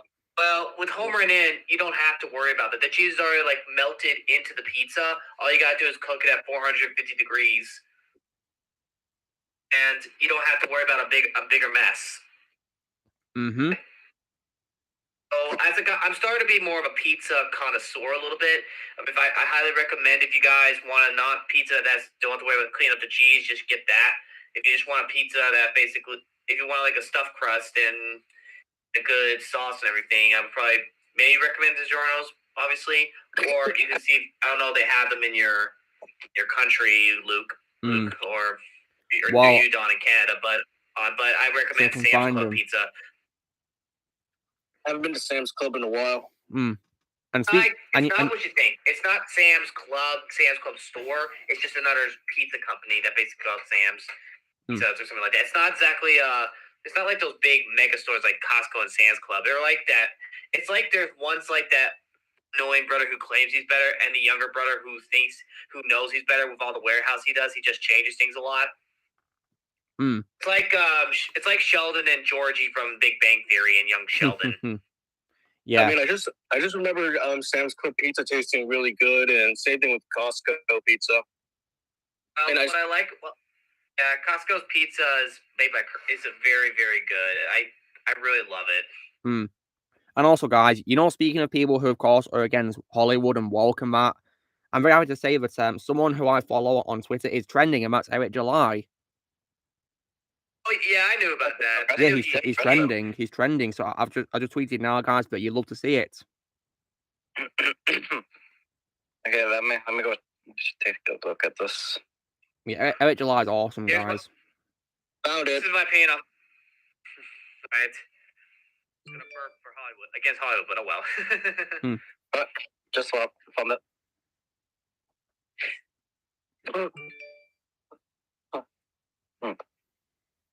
I'm done. Hey, by the way, if you're wondering why I'm not burning up badly out here, it's because I have a fan above me. That's good, Ozzy. Yeah. I wish the same could be said for me weather-wise. What? It's your number one fan. It's your number one fan. Yeah, see what you did there. A nice one. Because today, guys, it's been raining for me, unfortunately, this morning. It's raining, it's pouring. I'll get my canoe. Yeah. And also, guys, the buses today were also on strike as well for some reason. So basically, I had to walk into Ashton instead of going on my bus. But it was good exercise for me. And thankfully, on my way home, it didn't rain, thankfully, but it was cloudy, though, unfortunately. Okay. The story reminded me of something that happened. Like last week when I was driving back home from Orlando, it rained so badly that the windshield was just blocked with all that rain. Oh dear. We basically couldn't see anything, so we just had to. Family and I, we just parked at a gas station, wait for a bit, and then we just kept going. Well, I hope it was. Well, I'm glad you're back home safe, Ozzy. Yeah. So the annoying thing about rain when you're driving. Yeah, thankfully, guys, I refuse to drive anyway, so that won't be a problem for me. Yeah, I prefer walking. Wait, Luke, you don't drive? Yeah, I refuse, Aaron. And me too. Yeah, me too. And if you want, if you are wondering, Aaron, I've tried to learn to drive, but my instructor was a nasty person who demotivated any chance of me of driving ever.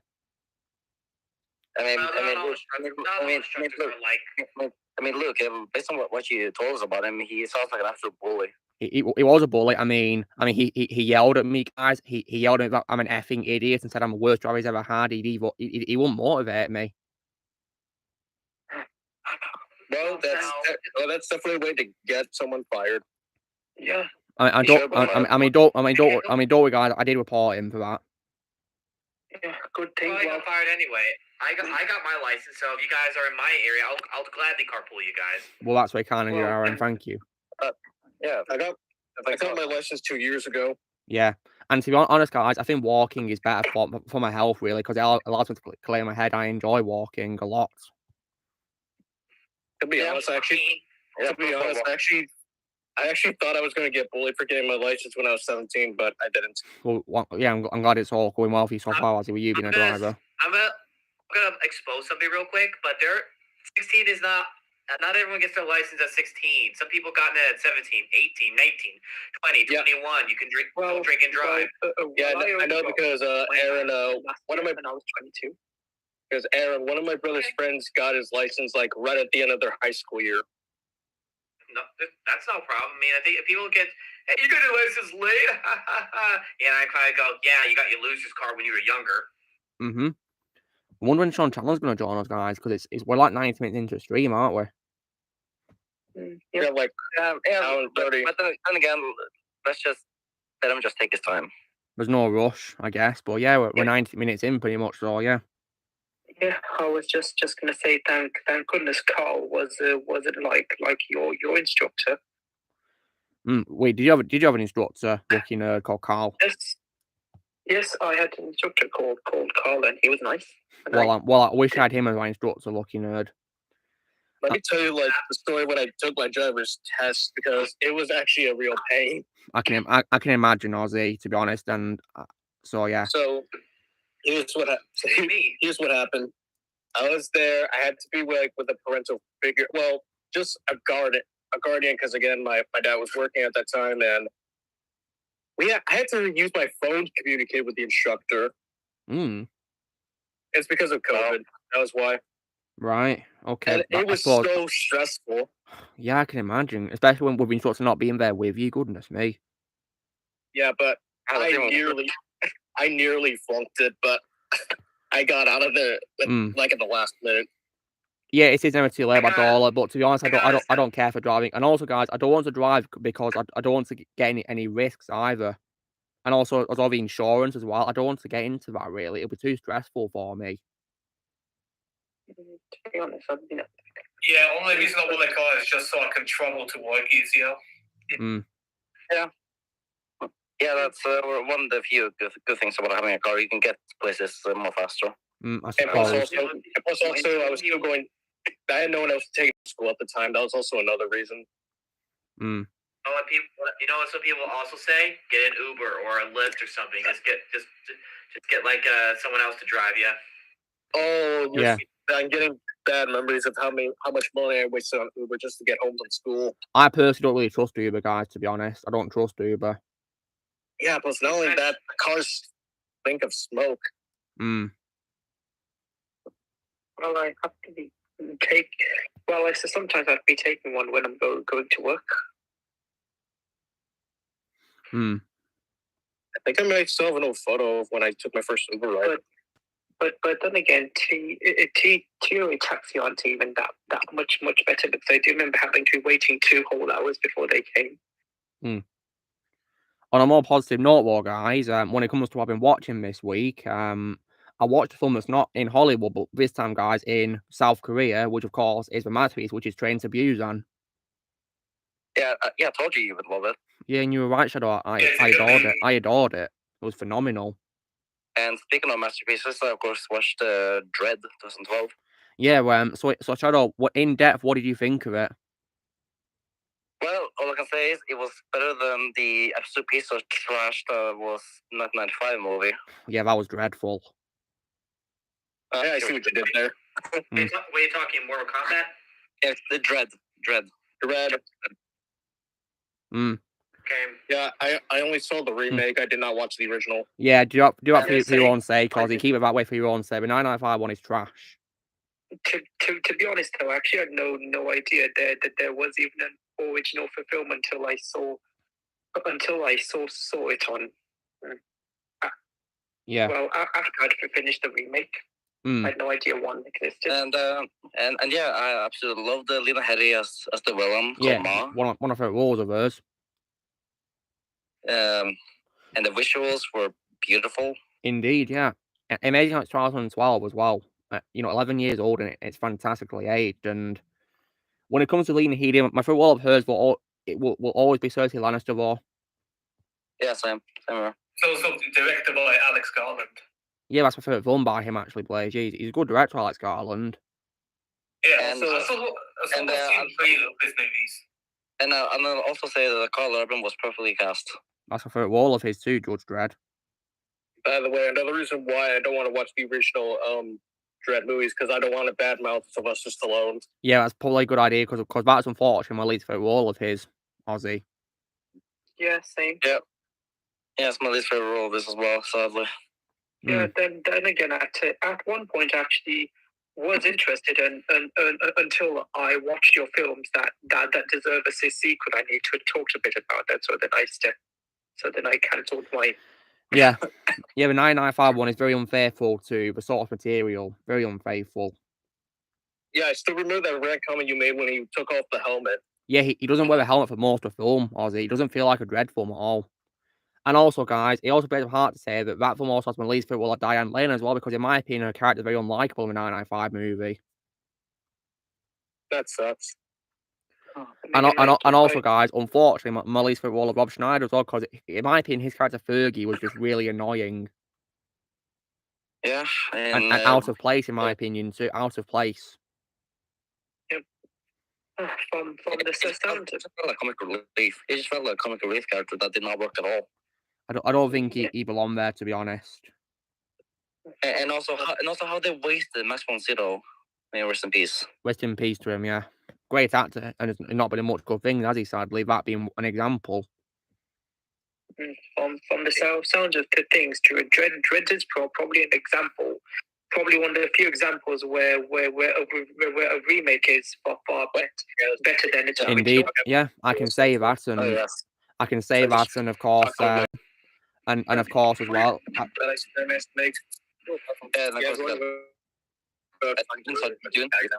well. I can say Dune's an example as well. Because guys, I'm not a fan of a 984 version of Dune. God, that one was so weird. Yeah, really weird. Mediocre too, in my opinion. Okay, sorry about that delay. But that was my brother. Okay. Yeah, my brother just told me that our friend's coming to pick us up soon. Hmm. I can see this. What are you doing here? I'll just chill with my butter. I don't know why. Yeah, I'm just like, yeah, my brother came out. He was just like, what are you doing? I'm just like, I'm talking with my buddies. I was just like, cool. Our friend's coming over soon. So, yeah, just let you know. That's pretty much how it went down. Hmm. Yeah, that's very unfortunate. And so, yeah, Max von Sydow, my favourite role of his is also a Game of Thrones character, which is the Three-Eyed Raven. Yeah, that is easily his best performance. Yeah, and can you believe he was getting on a bit with his age in that show? He looked great, didn't he? And gave an amazing performance, didn't he? Yeah, rest in peace to Max von Sydow. Yeah, great actor. And also, Shadow, you'll also be happy to know that my favourite voice role is actually in a game you plan to play, which is Skyrim. Shadow. Yeah, Skyrim. Yeah. Yeah, that's my favourite voice role of his, actually. I've never got around to play Skyrim, to be honest. I played a bit of it when I was young, guys, but I didn't really get into it that much, really, because it's like there's too much to do in it, really, and it got a bit overwhelming for me a little bit. Yeah, basically, same shit with me playing Fallout 3 for the first time. Was it? I mean, was it really big, Blaze, Fallout 3? Yeah, it's made by the same developer to this Skyrim. Yeah, and Blaze, didn't they also make Doom as well?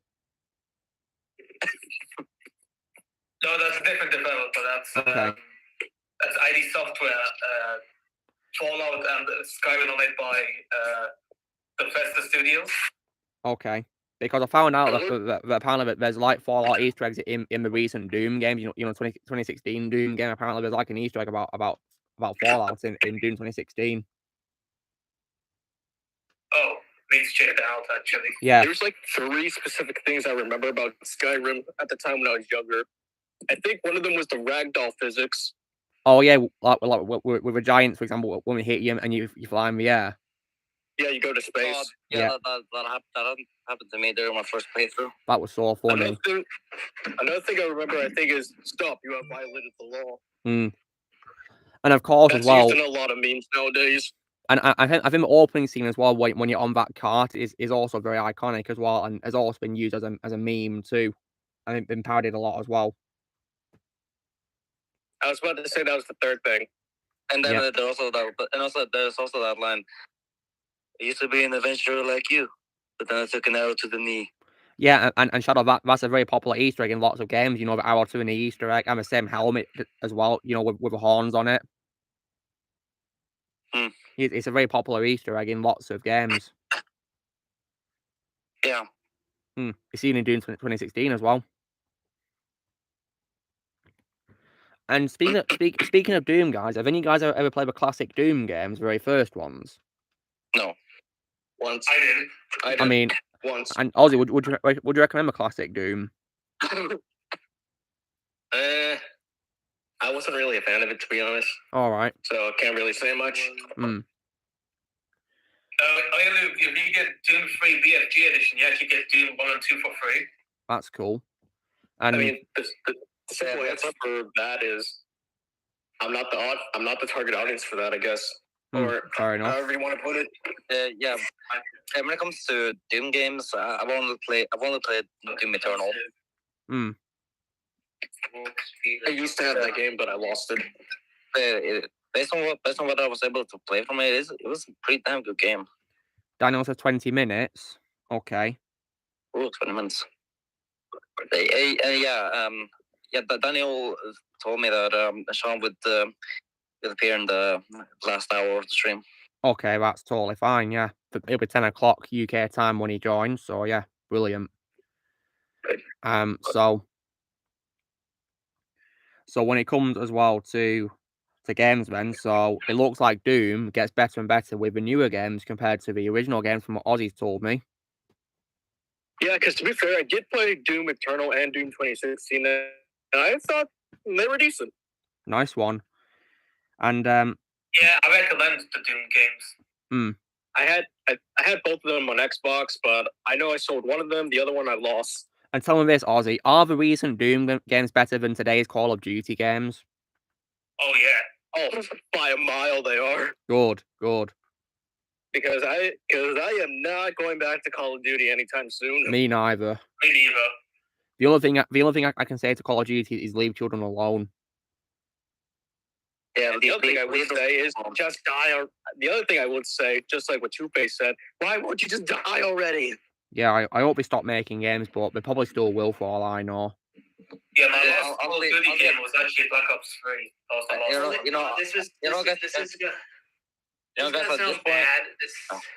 Sorry, this is gonna sound bad, but the only way they're gonna get listened is if they lose money. Well, I hope they do lose money.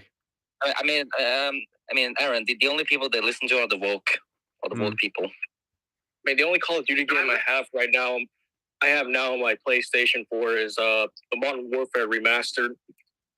Oh god, yeah, Modern Warfare definitely went downhill with those remakes. I've only got, the remaster of the first game, yeah. Yeah, because I'm not playing through the first remake again. I don't want to do it. Guys, I find it boring. Guys, I'm gonna expose something about the woke real quick. Here's the truth. They don't really care for the games or the company. They just want power. That's all some of those woke people really want. They want power, and people are falling into it. It's just the gosh darn truth. If people don't like it, why do you think companies are falling? Why do you think companies like Target, Bud Light, and other companies are falling into this trap? Oh, you're starting to remind me of something of a Target video that happened because some guy smashed the Pride advertisement in the kids aisle. Ouch! It's just like imagine like his hand is bleeding in all Pride colors by accident. I don't know why. No, I mean like you can literally find the video on YouTube. Someone, yikes! And let me try finding it. You know what, guys? One thing that made me lose respect for Target even more was that they apparently have defended a predator. Disgusting. Why am I not surprised? Nothing surprises me about Target. It's never to be for a name like Target. They're never on target with their audience. Okay. Gee, no wonder why they turned down my job applications there. And yeah, if I ever live in America, guys, which hopefully I won't do anytime soon, I will not be going to Target for shopping. I'll choose Walmart over Target any day. Oh yeah, same. About that. Yeah. So here's I'm gonna say something, and you guys are gonna be mad. About a year ago, I was at my Walmart. I'm not gonna say city. They were selling Pride ice cream. Really? Okay. But they're not selling it this year. Okay. I wonder why. Because I wonder why this stuff. This will make you laugh. They were still on the shelf in November of that same year. What you get? Yeah, you know how the saying goes: "Get woke, go broke." Exactly. Get woke. Go broke. And speaking of fried cakes, I actually do remember when my university was actually selling them on one of the days. I'm like, what the hell? And also, Blaze, how are you finding your new job now? Are you getting more used to your new shifts now, Blaze? Yeah, they just toss me around, so it just depends on what position they give me. What are you working this week, Blaze? Is it night or day working this week? Next week I'm actually doing day. And are you happy about that, Blaze? Yeah, because at least I can stay awake longer. Yeah, I suppose that's good, yeah. Because when I did the afternoon, I came back like at 10:45 and I went to sleep at 2. I see.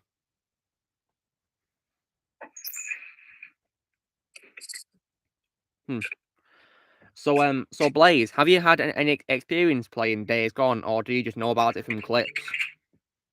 I played this for a little bit back then, but not fully though, because my friend actually had the game. So and is it a really fun game, Blaze, from what you played of it?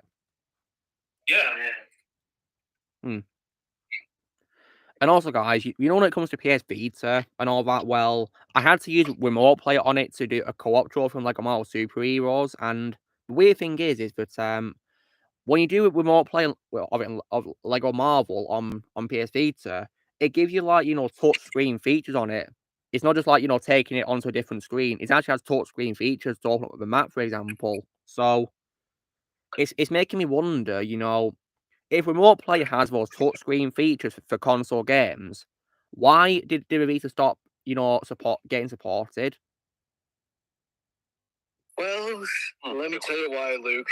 Why, Ozzy? It's because Sony didn't make enough games for it. Well, that's very unfortunate. And the marketing and advertisement, because, like, if you ask me, I wish the Vita lived longer. Well, in my opinion, Ozzy, it's the most underrated console of all time. Yeah, I'm on board with you on that one. Yeah, thank you, Ozzy. And of course, when it comes to it as well, because they have like remote play for Lego Marvel, which has touchscreen features on it, it's making me wonder why didn't they port the game as it is on console to Vita, rather than make a very bad version of it on it, Universe Impel, or whatever it's called. I mean, I understand that there are some changes, but why would you change it to that?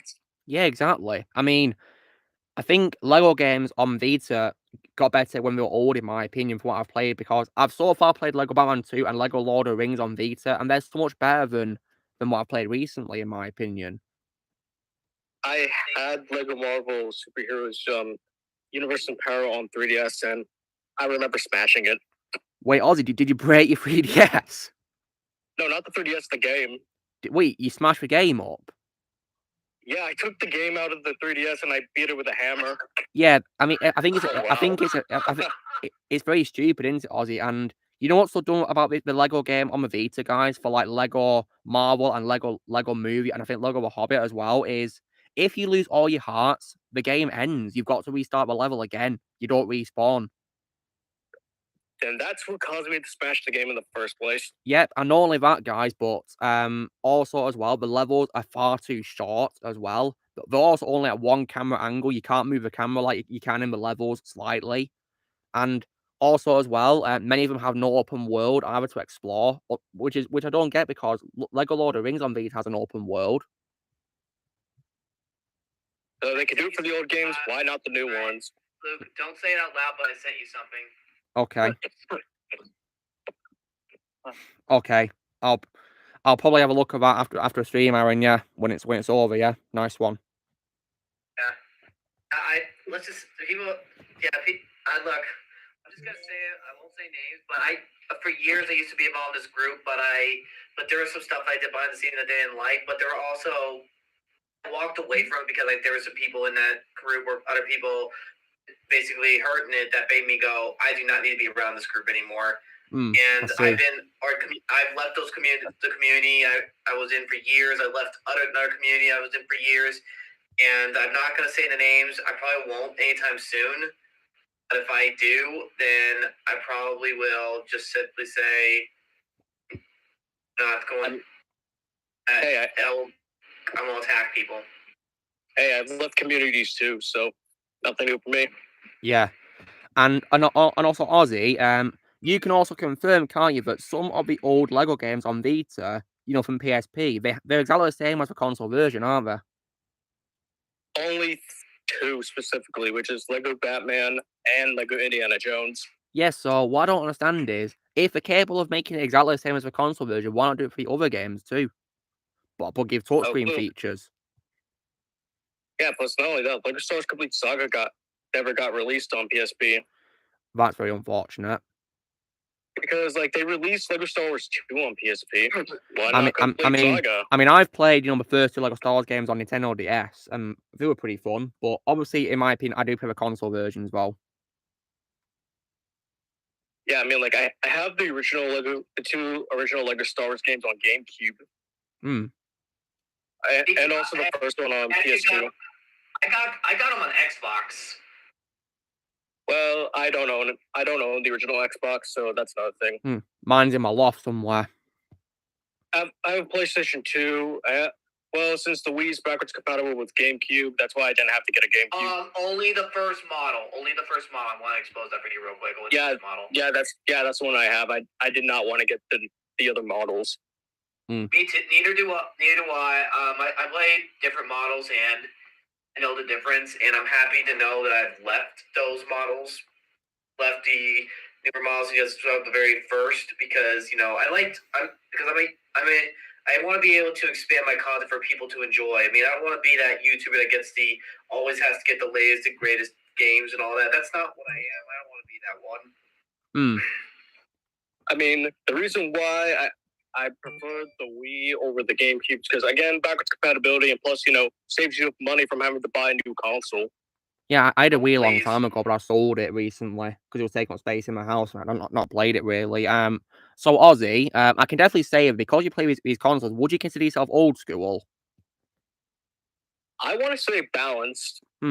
So balanced then. So from what you played, Ozzy, what would you say is your favorite game console of all time from everything you've played? I guess PS4. Good choice. That's my favorite console of all time so far.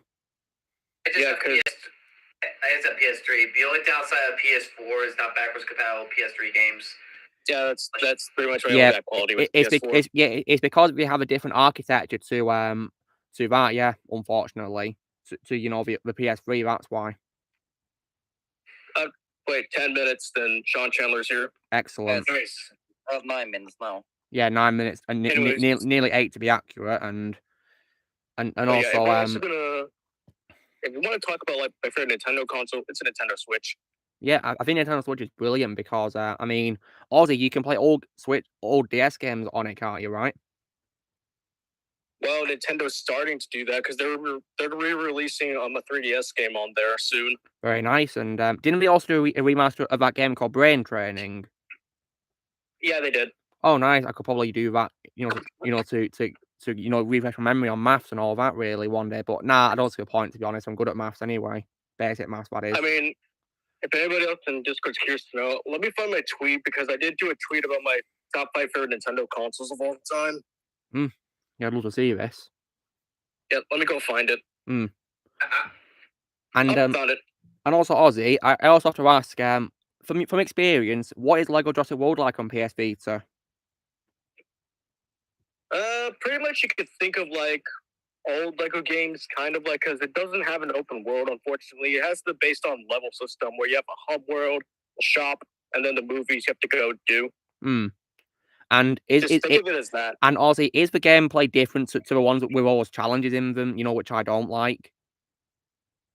Kind of. I mean, Ozzy, do they have time challenges? No, they don't. Thank God for that. Because if he had, I wouldn't get the game.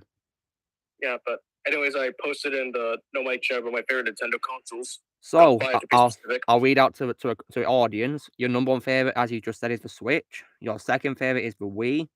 Your third favorite is the GameCube.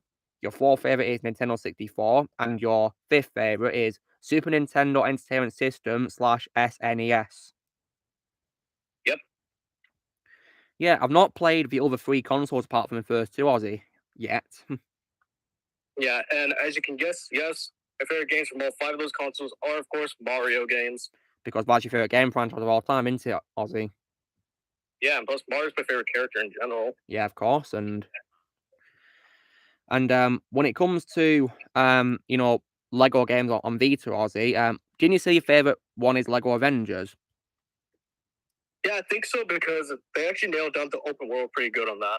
Yeah, and of course it has a feature on it which is not in the base game on console, which is nighttime. Yep. Because the console version earns time is dusk, isn't it, Ozzy? Yeah, I mean, like, I think that's kind of weird. Yeah, they're probably trying to make it different to Lego Marvel Super Heroes 1, maybe, I guess. Yeah, because technically the open world is a bit similar, minus the X-Men and Fantastic Four. Yeah, it's pretty much exactly the same, and they've also replaced the Empire State Building with the Chrysler Building as well for some reason. That's weird. I mean, why not have both of them in there?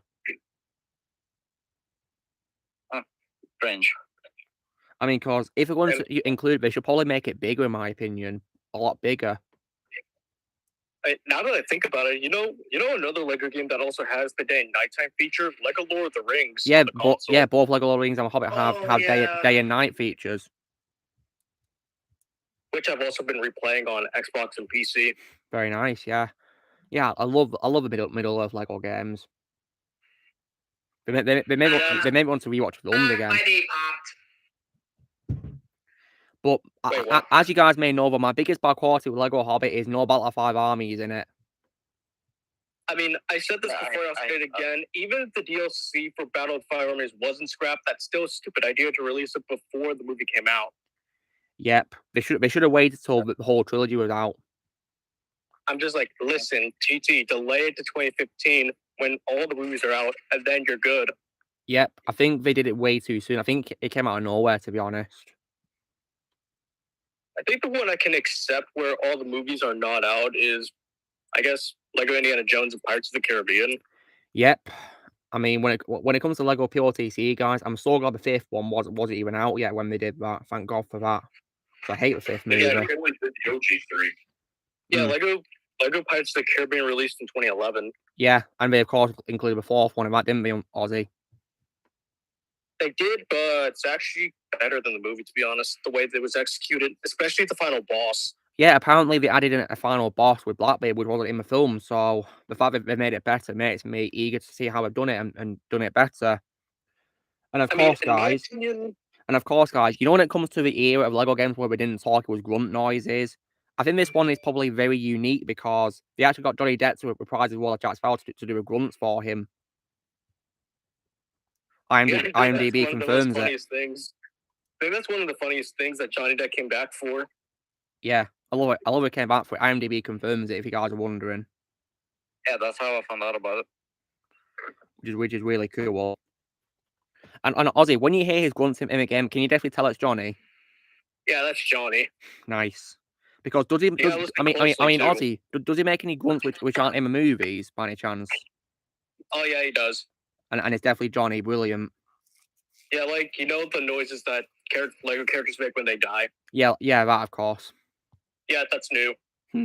Yeah. All who left us. But I think we all can agree the best Lego death noise of all time is Yoda. Yeah, it's very iconic. I still can't believe it's not in Lego Skywalker Saga. Hashtag justice for Lego Yoda death noise. Yeah. I'd always get Yoda killed in Lego Star Wars just to hear that noise. Yeah, it's so funny, isn't it, Don? Yeah. Yeah, when I was watching Attack of the Clones, where it originated from, I actually just fell to the ground laughing, knowing what that noise means nowadays. Yeah, and it was definitely a very epic duel for its time. Fantastic. Yeah, and I think if I get a PS3 again, I actually will play through Complete Saga again. Nice, yeah. When I get PS3, guys, I'll play the old Lego Star Wars games, which are on that being, Lego Complete Saga and Lego Clone Wars. Yep, I've been playing that also on PC. Yeah. Clone Wars I played when I was a kid. It was a lot of fun, and I unfortunately didn't finish it, sadly. That game is incredibly underrated. Very underrated, yeah. It's definitely ahead of its time, in my opinion. And in my opinion, better than the Skywalker Saga, if I'm to be completely honest. Yeah, well, the mini kits are actually way better because they're like characters from the original trilogy and from the canon stories like Starkiller. Oh yes, and when it comes of course to Lego Skywalker Saga, guys, I will be getting it on PS4 for my Lego Marathon, and if you guys were to ask me, will I be getting, the second wave of DLC which were released, the answer to that is no. And yeah, not worth it. Because because Ozzy, you got the ones from Clone Wars and Rebels, didn't you? And you told me it's not worth it, didn't you? Yeah, my opinion, not worth it. Just save your money for other things. I'll only get the first wave of DLC. So I did like that, with Mandalorian and stuff like that, really. Because let me tell you something. When I got the DLC, it literally didn't feel like anything new. That's very unfortunate. It literally felt like I was just playing as another side character in the hero That's section. Sad. Okay, guys, it's 10 o'clock my time, so this means that Sean Chandler might be joining any moment now, according to Daniel. And this should be interesting. How exciting. And a second now. This is where the fun begins. And Don, of course, managed to see Room today. Who? The movie Room. I saw the movie. Oh, yes. And I gotta say, Don, if I did have respect for Brie Larson, then this would be my favorite role of hers. Yeah. It would too. Right, so any moment now, guys. Mr. Chandler could be coming any moment, so yeah. Coming in a minute. And a second now. And a second. I just grabbed another drink. I'm just drinking water. Yes, it's best to stay hydrated in this hot weather, Ozzy, and stay under your fan, of course, too. Yeah, because I was literally just walking around my pool while we were talking. Very nice. And better have some drinks too. Yeah. And plus, I use that pool to exercise anyway, so that's another thing. And it's a good idea to be under a fan because I can probably guess that fan is a big fan of you, Ozzy. Yep. Speaking of which, I forgot to go turn it off. I got to turn it off. I'm back inside my house. I briefly disconnected earlier because I'm baking some cookies while I chat, so I decided to get my iPod and put headphones in for this. Oh, that's fine, Don, yeah. Okay, Daniel's back with us, so... There you go. Okay, Daniel, is it all ready? Here he is. Okay, Hey. Okay, so, hello to Sean. Can you hear us? Hey, Sean. Hey. Oh. How you doing? Yeah. Good. Is there a way to just send them the link, or I don't have more people in here, Don? Started all at the moment. Yeah, welcome, Sean. Yeah, nice to have you here. Hello. Yeah. Hey, Sean. Hey there, Sean. It's wonderful to see you. Yeah, Wonderful to meet you at last. Yeah, welcome on the stream. Yeah, welcome, Sean. Yeah. Love your setup you got there, Sean. That's really cool. And I gotta say, Sean, I definitely really enjoy watching your reviews. You're really awesome. Yeah, same here. Yeah, you're awesome. You're absolutely awesome, man. Yeah. And Sean, I saw your review for Batman Mask of Phantasm once, and I loved your review because that's my favorite Batman movie of all time.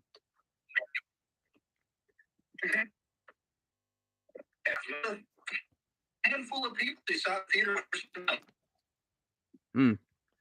Yeah, and as well because Batman animated series is also my favorite show of all time as well. Sean, my favorite show of all time is Batman animated series. Right. Nice.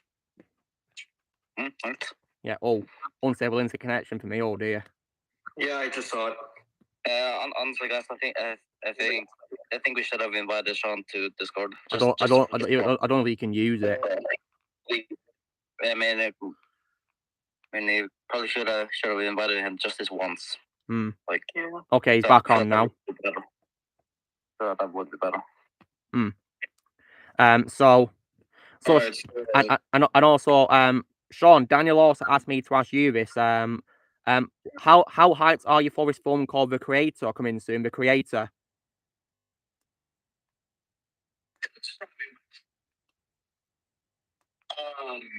We have an original sci-fi from the director. Also, the guy I know that goes to test screenings, he's already seen it and said it was fantastic. Oh wow! And that in the test screen, where everyone, after they pulled the people aside to get their feedback on the movie, he said he struggled to find anyone that wasn't praising the film, which he said that's very rare. So I mean, it was going to be way up there because it's sort of sci-fi with a budget. So I always want to support that. But then the person that has seen it said it's great.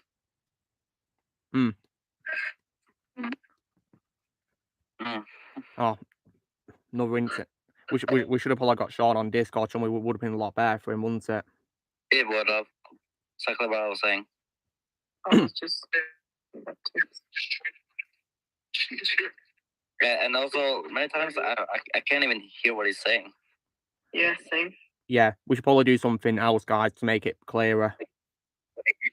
Because I don't. If you go on, check if you go on Discord because Yeah, Daniel, you have to help us out here. Yeah, Daniel, please help us out. Because we can. Because okay, Daniel, can you please ask Sean if he can join us on Discord just this once? Sean, on your phone. So it's called you see your face at this phone. Oh, it's gone off you again. You see the computer screen, right? I can't see you, Daniel. It says you got unstable internet connection, unfortunately. But you can hear me though, right? Yeah, but I can't see Sean. That's a problem. And also there are some times where we can't even hear him. Yeah, it's because Discord tends to, change the audio of things in the background, sadly. Yeah, the audio is pretty bad. Anyways, I'm gonna swap devices. I gotta save power of the phone. I think it's honestly due to the fact that I don't have my headphones on because, well, Sean's on my phone right now talking to you guys, and I think it's because I'm not on my phone right now. It's a little bit harder to communicate, but I'm at least, I'm happy that this opportunity exists. So, yeah. Do you guys want to ask Sean anything else? Sean, what's your favorite movie of all time? Terminator 2 is the one that I always go with. Yeah, Nice. Sean, that's my favorite action movie of all time, Sean. I adore that movie so much. Sean, here's a follow-up question. What would you say is the worst movie you've ever seen? The worst stuff to say is there's movies that step on my toes, but it doesn't mean they're worse. So you avoid a lot of the movies that are just awful. But like I watched Birdemic 3 last year. I mean, it's just atrocious. Sean. Sean, you'll be pleased to know that I've not seen that, and I probably won't ever see it. That's a good choice.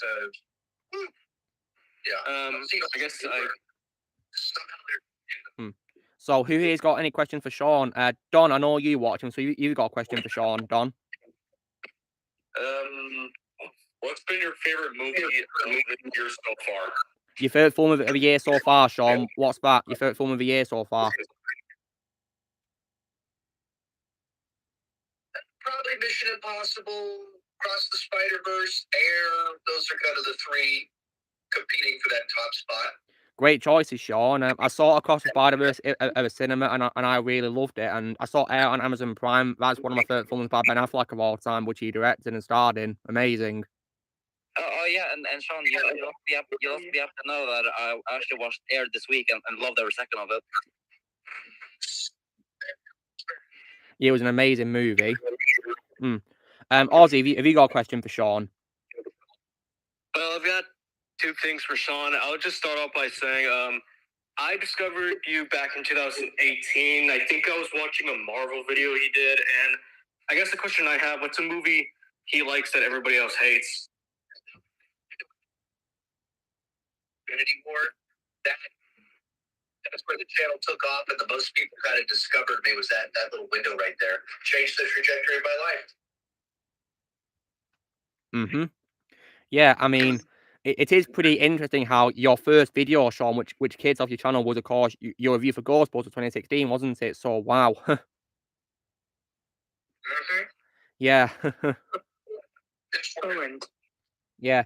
If there's anything good about that film I can say, is if it helps create, an amazing YouTuber being you, Sean.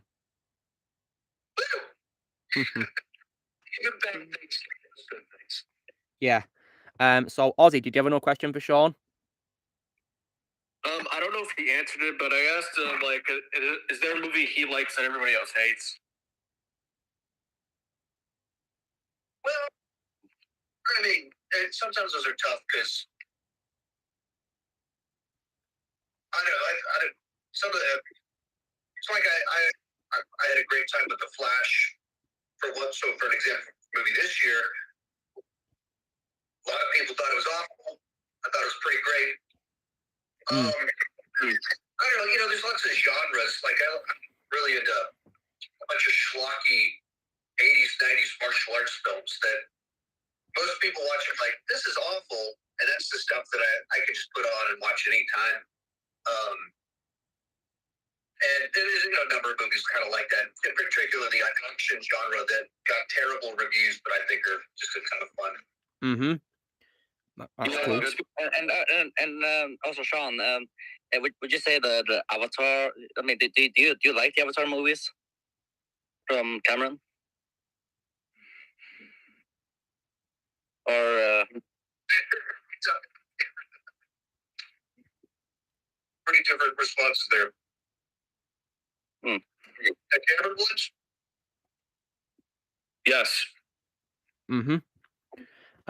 Any other question for Sean, guys? Who wants to ask him a question? I'll ask since I haven't yet. Hold on a second. Sean is about to answer Shadow's question about Avatar, so let's get to that first, okay? Oh, I thought you already did because of connection. All right, so Sean, please tell everyone about your experience with James Cameron's both Avatar films. I mean, I think they're very well made. The great experiences in the theater. They're not movies that I tend to watch at home. Like if I'm in the mood for a James Cameron movie, there's any other that I probably pick over Avatar films. But I think they're good. But he channeled his energy into anything else, really. It's like a guy that's so talented that he chooses to put all that effort on a franchise I'm just not as interested in. So, Sean, I have something to tell you. So, Luke here, Lucimus Prime, is a YouTuber who does movie reviews and whatnot. Just a couple weeks ago, he did a review for Guardians of the Galaxy Volume 2, and I was wondering if you could tell everyone here about the first Sylvester Stallone, Michael Rooker movie from 1993, that is Cliffhanger. It's an action movie of its time with... some people call it Die Hard on a Mountain. So, okay. try to make some money. If there's a plane crash in the process, we're going to get some money or drop it all across the mountain. Sylvester Stallone is a rock climbing expert that is the guy that has to try and stop them while alone. Is to, if you're into action movies of that time period, got John Lithgow as a villain, so I have a ton of fun with it because I love Stallone and I love 90s action movies, so that's what it is. I'll see if I can give it a watch one day, Sean. Yeah, see what I think of it. Nice one. Speaking of a Cliffhanger, they actually released the 4K Steelbook of it recently on stores, nice. So that's pretty cool. Yeah, that's pretty cool. Yeah, I love Steelbooks. I actually have quite a lot of Steelbooks myself, really, and Sean, you'll also be happy to know that I've actually got a Steelbook with Terminator 2 somewhere as well. I've got a Steelbook with Terminator 2 on my DVD pile somewhere. Yes. So, Lucky Nerd, have you got a question for Sean? Yes, I was just gonna ask. Is there a film that you straight up refuse to watch, like any film? Yeah. So, is there any films, Sean, that you've heard of but you don't want to watch or you refuse to watch at all? I mean, I have no intention of ever watching any of the Human Centipede films. Oh, to be honest, I don't blame you, Sean. I'm not heard good things about them. I don't blame you at all. But there's other ones like I'm not going to watch the 50 Shades of Grey. Yeah. I've never watched those either. I don't blame you, Sean. I don't blame you.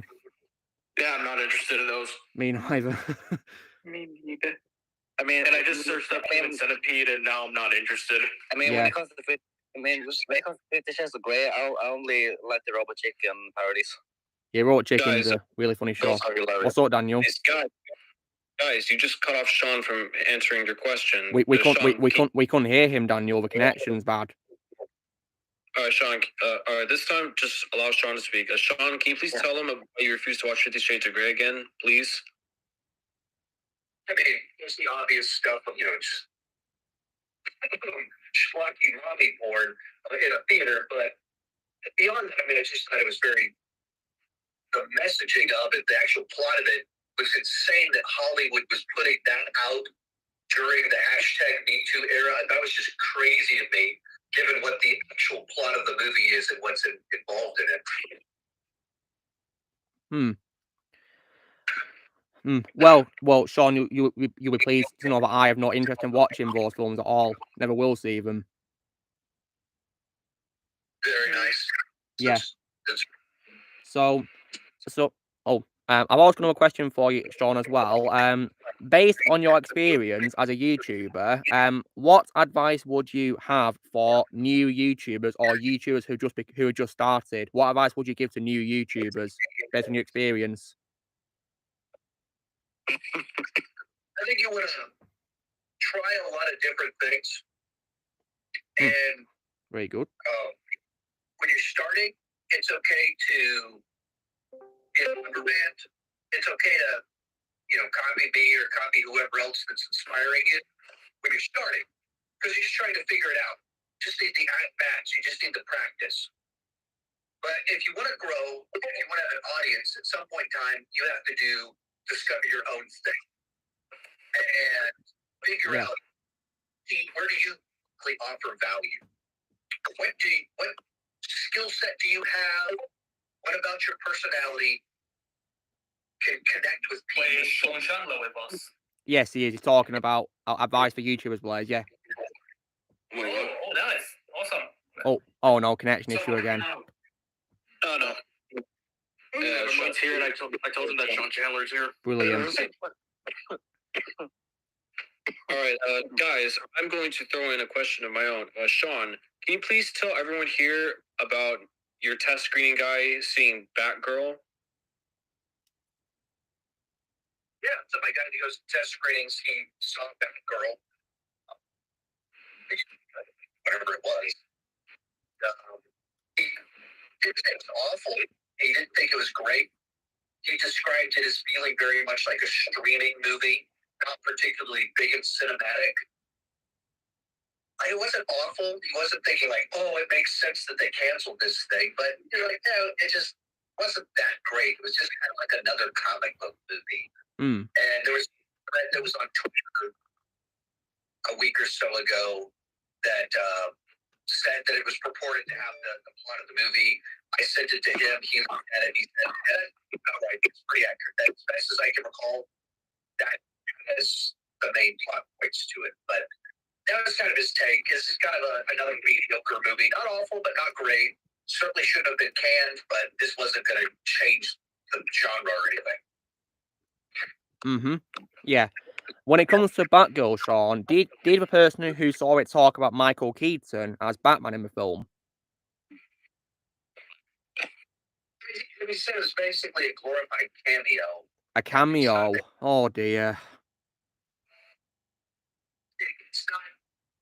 It's not just a surprise he's in there for a second, but it's not like he's this big driving force of the movie. It's like, he showed a little bit because it makes nice to see him. You feel it.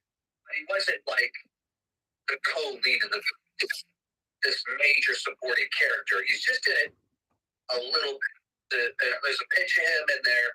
It's meaningful. It's important. It's not a lot.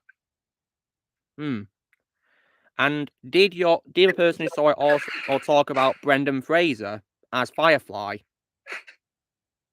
I don't think he specifically discussed that. I guess I can text him. That's fine. That's fine. And we've talked about films so far, Sean. So this also leads me to ask. I mean, I don't know if it's true or not, but I mean, Sean, do you play video games in your spare time by any chance? Yeah. I mean, I can't play a lot because I don't have a lot of free time. Yeah, that's understandable, totally. Yeah. So that leads me to ask, do you have a favorite video game of all time? I mean, not really. I mean, I have a video on my channel of my top 10 video games of all time. Oh yeah, I don't even have a chance to see that yet. So, I mean, those aren't really necessarily, this is number 10, this is number 1. Some of the games on there I haven't played in 15 years because you're barely able to find them. So, you're like, Warcraft 2 back in the late 90s was huge for me. Oh wow, Warcraft, nice. I've heard of that. To make a mistake, top 10 all time. But, you know, it's like PlayStation, fantastic game. Brand incredible world. I played a ton of Call of Duty Modern Warfare, the original version of it, and then Modern Warfare 3. Yeah, I love Modern Warfare.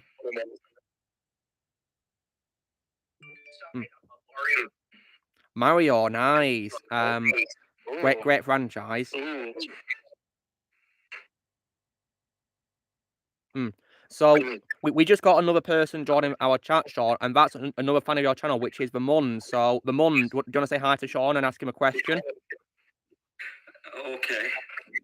It's all right. Don't be shy. Don't be shy. It's all right. Well, first of all, it's an honor to meet you. I'm a big fan.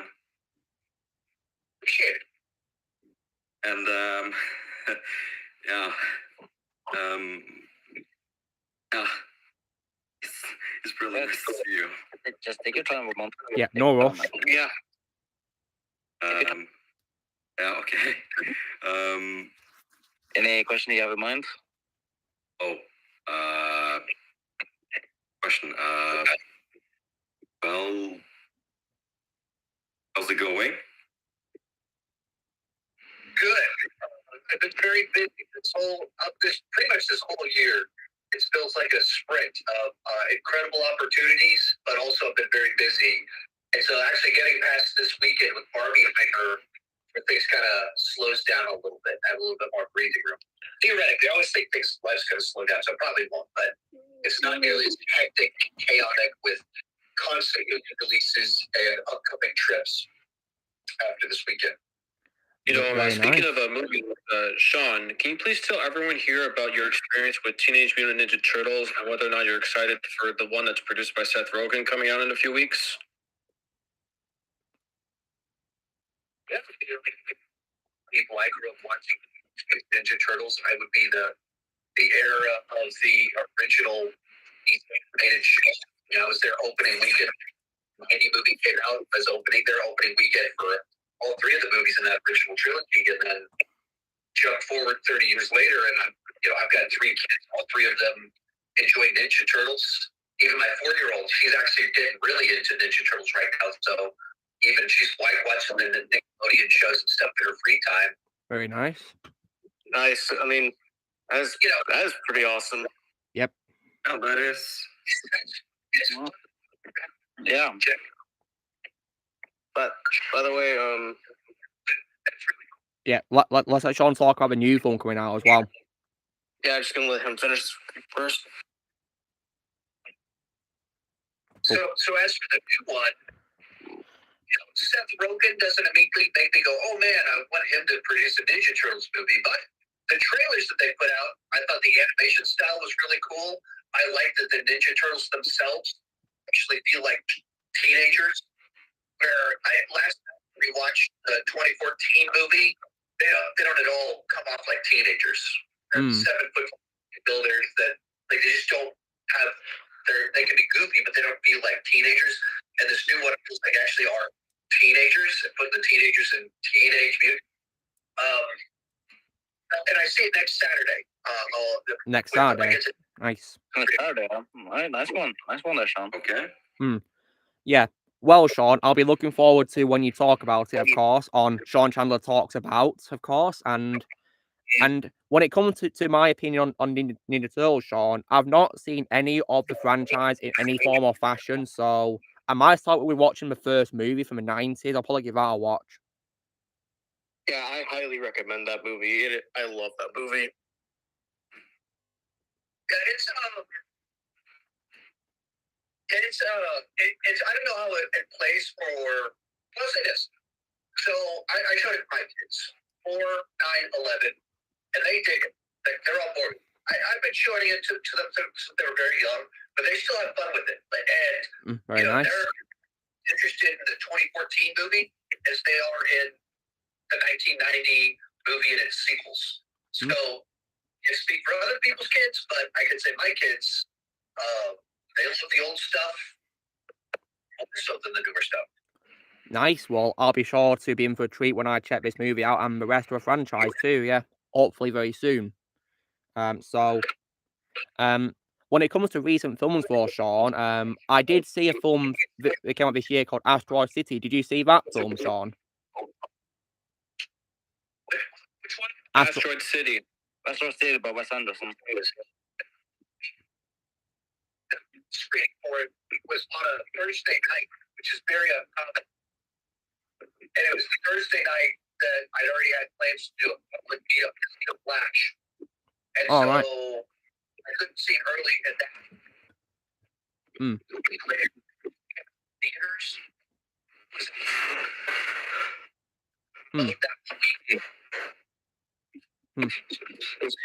It's kind of like she was out of town with the month of June, and all these movies kept coming out, and so it just kind of got lost in the chaos of a hectic month, both on a personal level of just, my wife had a lot of work travel, and then for me, a lot of work.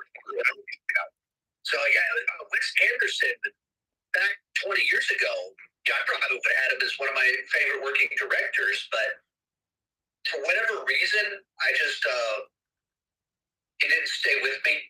I didn't keep up with his career much after Life Aquatic. For whatever reason, I didn't sound like I had some moment where it's like I just stopped being interested.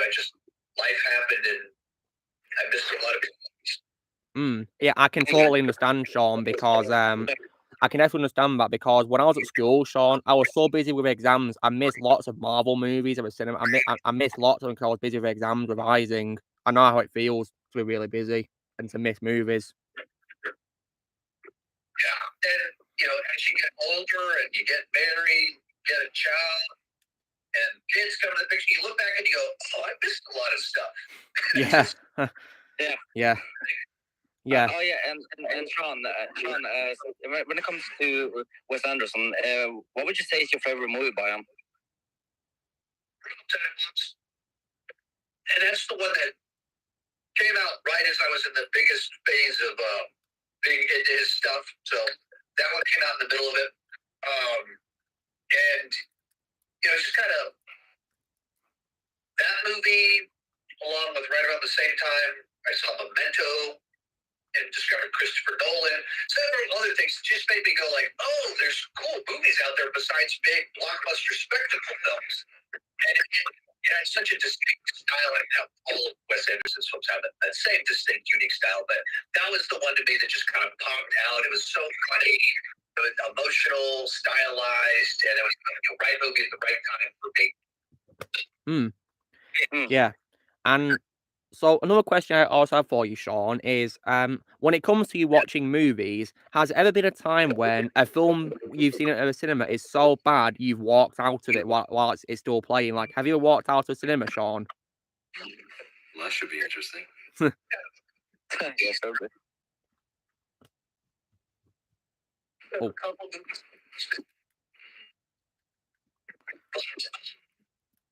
I can't hear him. Oh, Daniel, what's Sean saying? Sean was telling you guys that the 2 times he walked out of the cinema were American Psycho and Crank. All right, okay. I can see why, because American Psycho is definitely, pretty gruesome. And also, I couldn't really hear. Guys, I think Sean's speaking. Yeah. Go ahead. It's that I thought they were bad movies. It's that they were horrible date movies. In both cases. Oh. Yeah.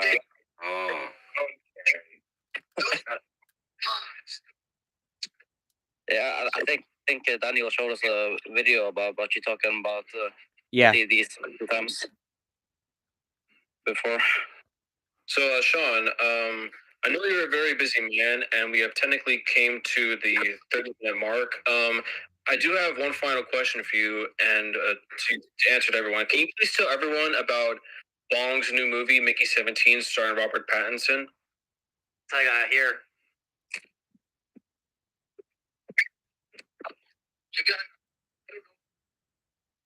I don't have any thoughts on it personally. I don't know much of anything about it. So, this is the text from my guy who has seen it. Mickey 17 was great. Complete opposite of Parasite. More in tone with Oculus.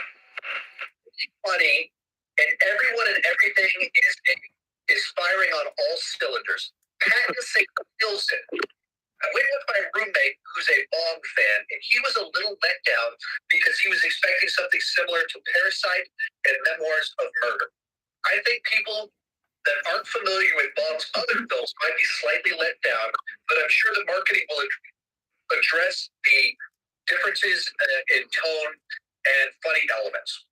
So, my guy's seen it, and he thought it was great. So the reason why I'll see if I can watch it one day.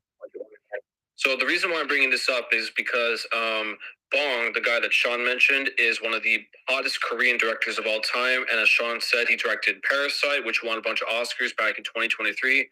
Mickey 17 movie that it's been on my radar because, like Sean said, it's an original sci-fi movie starring Robert Pattinson. And because I know everyone here loves Korean cinema, for example, like Squid Game, Train to Busan. It's a movie that I can definitely say be sure to keep on the radar if you're a big fan of Korean cinema. I will. Thank you, Daniel and Sean.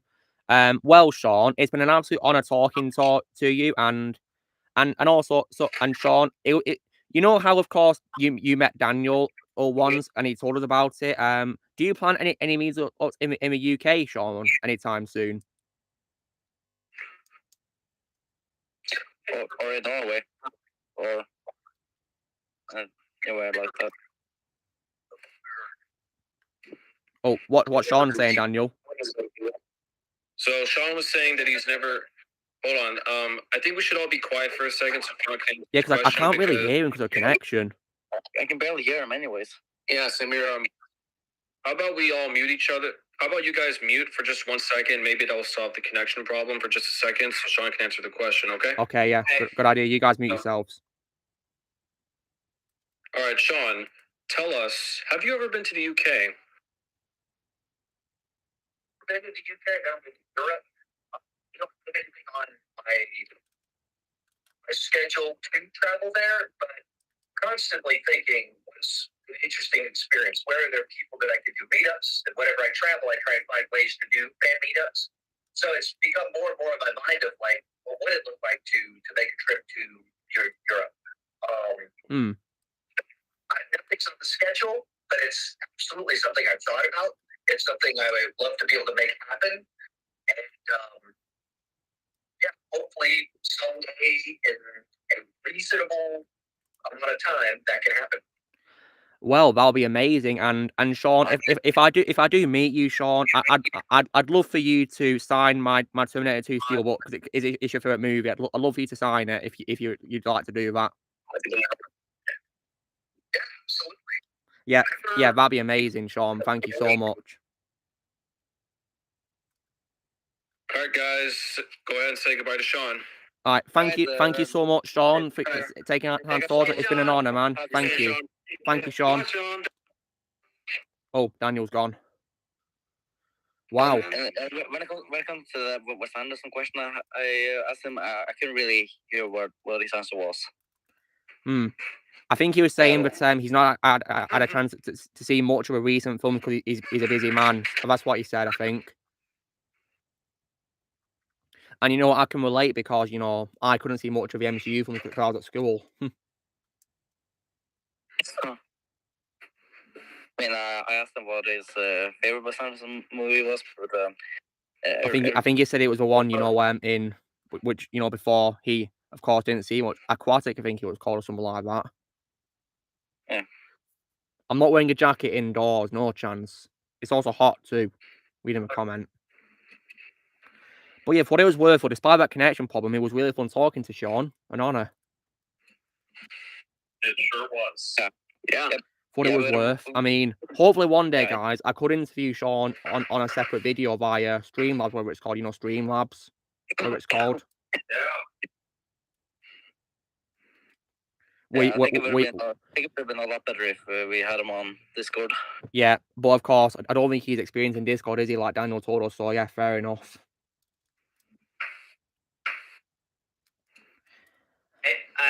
I'm actually looking at some plays right now for possible future or content to come, because many years ago I played triple play baseball on PC, but since I have a PlayStation 3, which can't play PlayStation 1 games, I like to see if I can try them on the PlayStation. Well, good luck to you, Aaron. Hope it all goes well for you. But I've also noticed that people love, and I repeat, love my Family Feud video that I watch time. Well, maybe that's a sign for you to maybe do more of that video, Aaron, if you have time to, of course. Yeah, but I might do that. I might record tonight, and also I hope what I will do is probably do also another family game show game, Wheel of Fortune. Very nice. Well, hope you have fun with it, Aaron. Yeah, and hopefully you'll attract more viewers too. And as I said, I'm officially Amazon affiliate, which I have links to where you can get music equipment that I use and gaming equipment that I use. So you guys could go check out the links. If you use my link, I get commission and everything.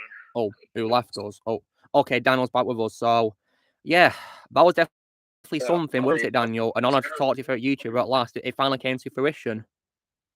Yeah, now that I got my headphones in, you guys can probably hear me more directly. Yeah, I can hear you very clearly. It's a shame that Sean's voice was connection wasn't that good, unfortunately. That's why I couldn't hear him speak, sadly. Yeah, I think what will probably have to be done next time is that whenever he talks to you guys, I think it would be better if you mute yourself so that way you can probably hear Sean better. Because something that I noticed is that whenever Sean was speaking, there would be audio coming from you guys. So I think if we all shut off our audio for when he's answering, I think the connection will be a little bit better. Yeah. And the thing is, Daniel, is I'm actually considering to one day do like a proper interview where it's just me and Sean basically one day, just me and him. Yeah. So does that mean you guys will be joining his Patreon? Well, basically, Daniel, I'm thinking of one day inviting him to an interview where it's just me and him talking on something called Streamlabs for YouTube streaming, basically, where you can see both of us, like a video chat sort of thing, like a Zoom call or something, something like that. Yeah, that's Yeah. And the reason why I'm talking about that, guys, is because another YouTuber has actually said he would like to be interviewed by me, which is the YouTuber Josiah Rises. That's pretty cool. Awesome. That was pretty awesome. Yeah, because guys, this week on Twitter, I reached out to him. I asked him, would you be down for an interview where we talk about your channel and your Epic Verse franchise you're making? And he said yes, and he followed me back on Twitter, so that's brilliant. So hopefully one day that plan can come to fruition. I mean, if we can do it with Sean Chandler, then we can definitely do it with Josiah Rises. Yeah. So, Luke, I gotta say, what would you say was your favorite moment of the interview? I guess when I got to ask Sean a question that I've been dying to ask him, and how he said he'd be open to coming to Europe one day as well. Yeah. Speaking of coming to Europe, maybe if I'm not busy sometime next year, I'll probably consider coming to Europe. Nice one. Nothing set in fruition though. Well, that's fine, Daniel. It can take a lot of time to do, and that's absolutely fine. Yeah. Oh, since we're on the last 20 minutes of the stream, are you guys ready to hear my thoughts on Barbenheimer? Barbenheimer, yeah, good one. I mean, Daniel, I know you gave Oppenheimer football 10 out of 10, so yeah, tell us in depth what you thought of that. All right. It's good that we're starting with Oppenheimer because when we get to Barbie, it's a little bit more negative, so I want to start out positive. Yeah, go ahead, tell us. So, a new Christopher Nolan movie with Cillian Murphy as J. Robert Oppenheimer. Naturally, I thought the movie was just fantastic from beginning to end. Just like with Air, Guardians Volume 3, Sisu, I think it's just a full-blown masterpiece. And I think all of the cast, even the C-level actors like Devon Bostic, Roderick from Diary of a Wimpy Kid, Josh Peck from Drake and Josh back in the Nickelodeon days, I thought those guys were good for what they were given. I thought Robert Downey Jr. is going to get an Oscar nomination. I think Cillian Murphy, Emily Blunt, and Matt Damon are also going to get Oscar nominations. I also appreciated that, unlike Ant-Man 3, they did the quantum stuff perfectly, where it was no CGI, it was all practical effects, and that's something I really liked. I do have something to say, because I know Don's already seen it, and I already told Shadow this. This is for everyone else. Whenever you get around to watching Oppenheimer, if you're expecting one of your favorite actors to have like a big standout acting piece, keep in mind it's a 3-hour movie, and so not every actor is going to have the time to shine like Cillian Murphy. For example, the two that come to mind are Gary Oldman and Sir Kenneth Branagh. They're pretty much glorified cameos where they only have like 2 minutes worth of screen time. So if you go into it expecting big screen time from either of those guys, I think you'll be highly disappointed. So just be sure to keep your expectations in check. Well, Daniel, I can understand that, because usually in like 3 or 4 hour blockbusters, you have a big cast of actors, and you've got to give all of them the chance to shine, no matter how much screen time they have, right? Lots of actors. Right. And also, I know how sometimes you don't really like a movie because you think an actor is either underutilized or wasted. So I figured I might as well say that. It depends, Daniel. Sometimes they can have a good scene, but sometimes it depends on how they're treated, basically. So if they get wasted, in a bad way, yeah, I won't be happy about that, for example. All right. Speaking of Oppenheimer, Don, I'm curious, what were your bad qualities? Because I know you gave it a 9.5. I think maybe just the 3-hour runtime is not going to sit well with some people. All right, that's fair. I mean, it didn't bother me necessarily because, I've seen The Godfather and I've seen Endgame and Zack Snyder's Justice League, so it didn't bother me necessarily, but I can see where you're coming from. I mean, Daniel, is there any scenes that you think drag out a bit in terms of what happens at all that you think could have been cut out? Probably the Florence Pugh scenes, but then again, it's very crucial to the plot because it shows that J. Robert Oppenheimer wasn't always the best man in the world. Okay. So maybe that. Yeah, I could actually agree with that one. Oppenheimer. Yeah, because like you said, with the other actors not having many scenes, that's when I feel like the most really stood out for that quality. Mm-hmm. Okay, so Dan, is there anything else you want to add about Oppenheimer, or do you want to move on to Barbie? All right, so there's 2 things I want to add on to Oppenheimer. The first one is even oh shoot, I'm forgetting his name. Jack Quaid, Dennis Quaid's son. He has little to no lines, but just because an actor has little to no lines doesn't mean they play a non-important part of the movie. So I think across the board, all the actors did their best with it, and also I also really liked Ludwig Göransson. He did The Mandalorian and Tenet. I thought his score was also fantastic, and it felt like a perfect homage to Hans Zimmer. On 350. What's that noise? I can hear someone talking at Don's end. So this is how they look. Okay, so Dan, you thought about the score. It's fantastic, is it? Do you think it's Oscar worthy as well? Yeah, it could be Oscar worthy. Nice one. And have you got another point you want to make about Oppenheimer as well? I thought the ending was very Inception-like, which was also pretty cool. Oh, nice. Similar to Inception. Nice. Yeah, no worries, Ozzy. That's absolutely fine. Yeah, no worries. Okay, Daniel. So, is there anything else you want to add about Oppenheimer, or are you ready to move on? Is there anything else? Oh, I guess it's also worth mentioning that the cinematography is also pretty fantastic. Well, that makes me happy because Christopher Nolan never disappoints for me. No. So, yeah, cinematography was great. Acting, production design, all of it was pretty good. Oh, I also appreciated the fact that they didn't shy away from the R rating. Like, you could have very easily cut this movie to a PG-13 rating, but I'm glad Nolan kept the R rating because that's the movie that he wanted to make. Yeah. I believe it's his first R-rated film in several years, isn't it? Yeah, it is. All right, are you guys ready to hear about my take on Barbie? Yeah, go ahead, Daniel. Tell us. And I see you gave it 7 out of 10, Daniel, on the movie chat. So yeah, does that still stand today, Dan, or do you say it's dropped down?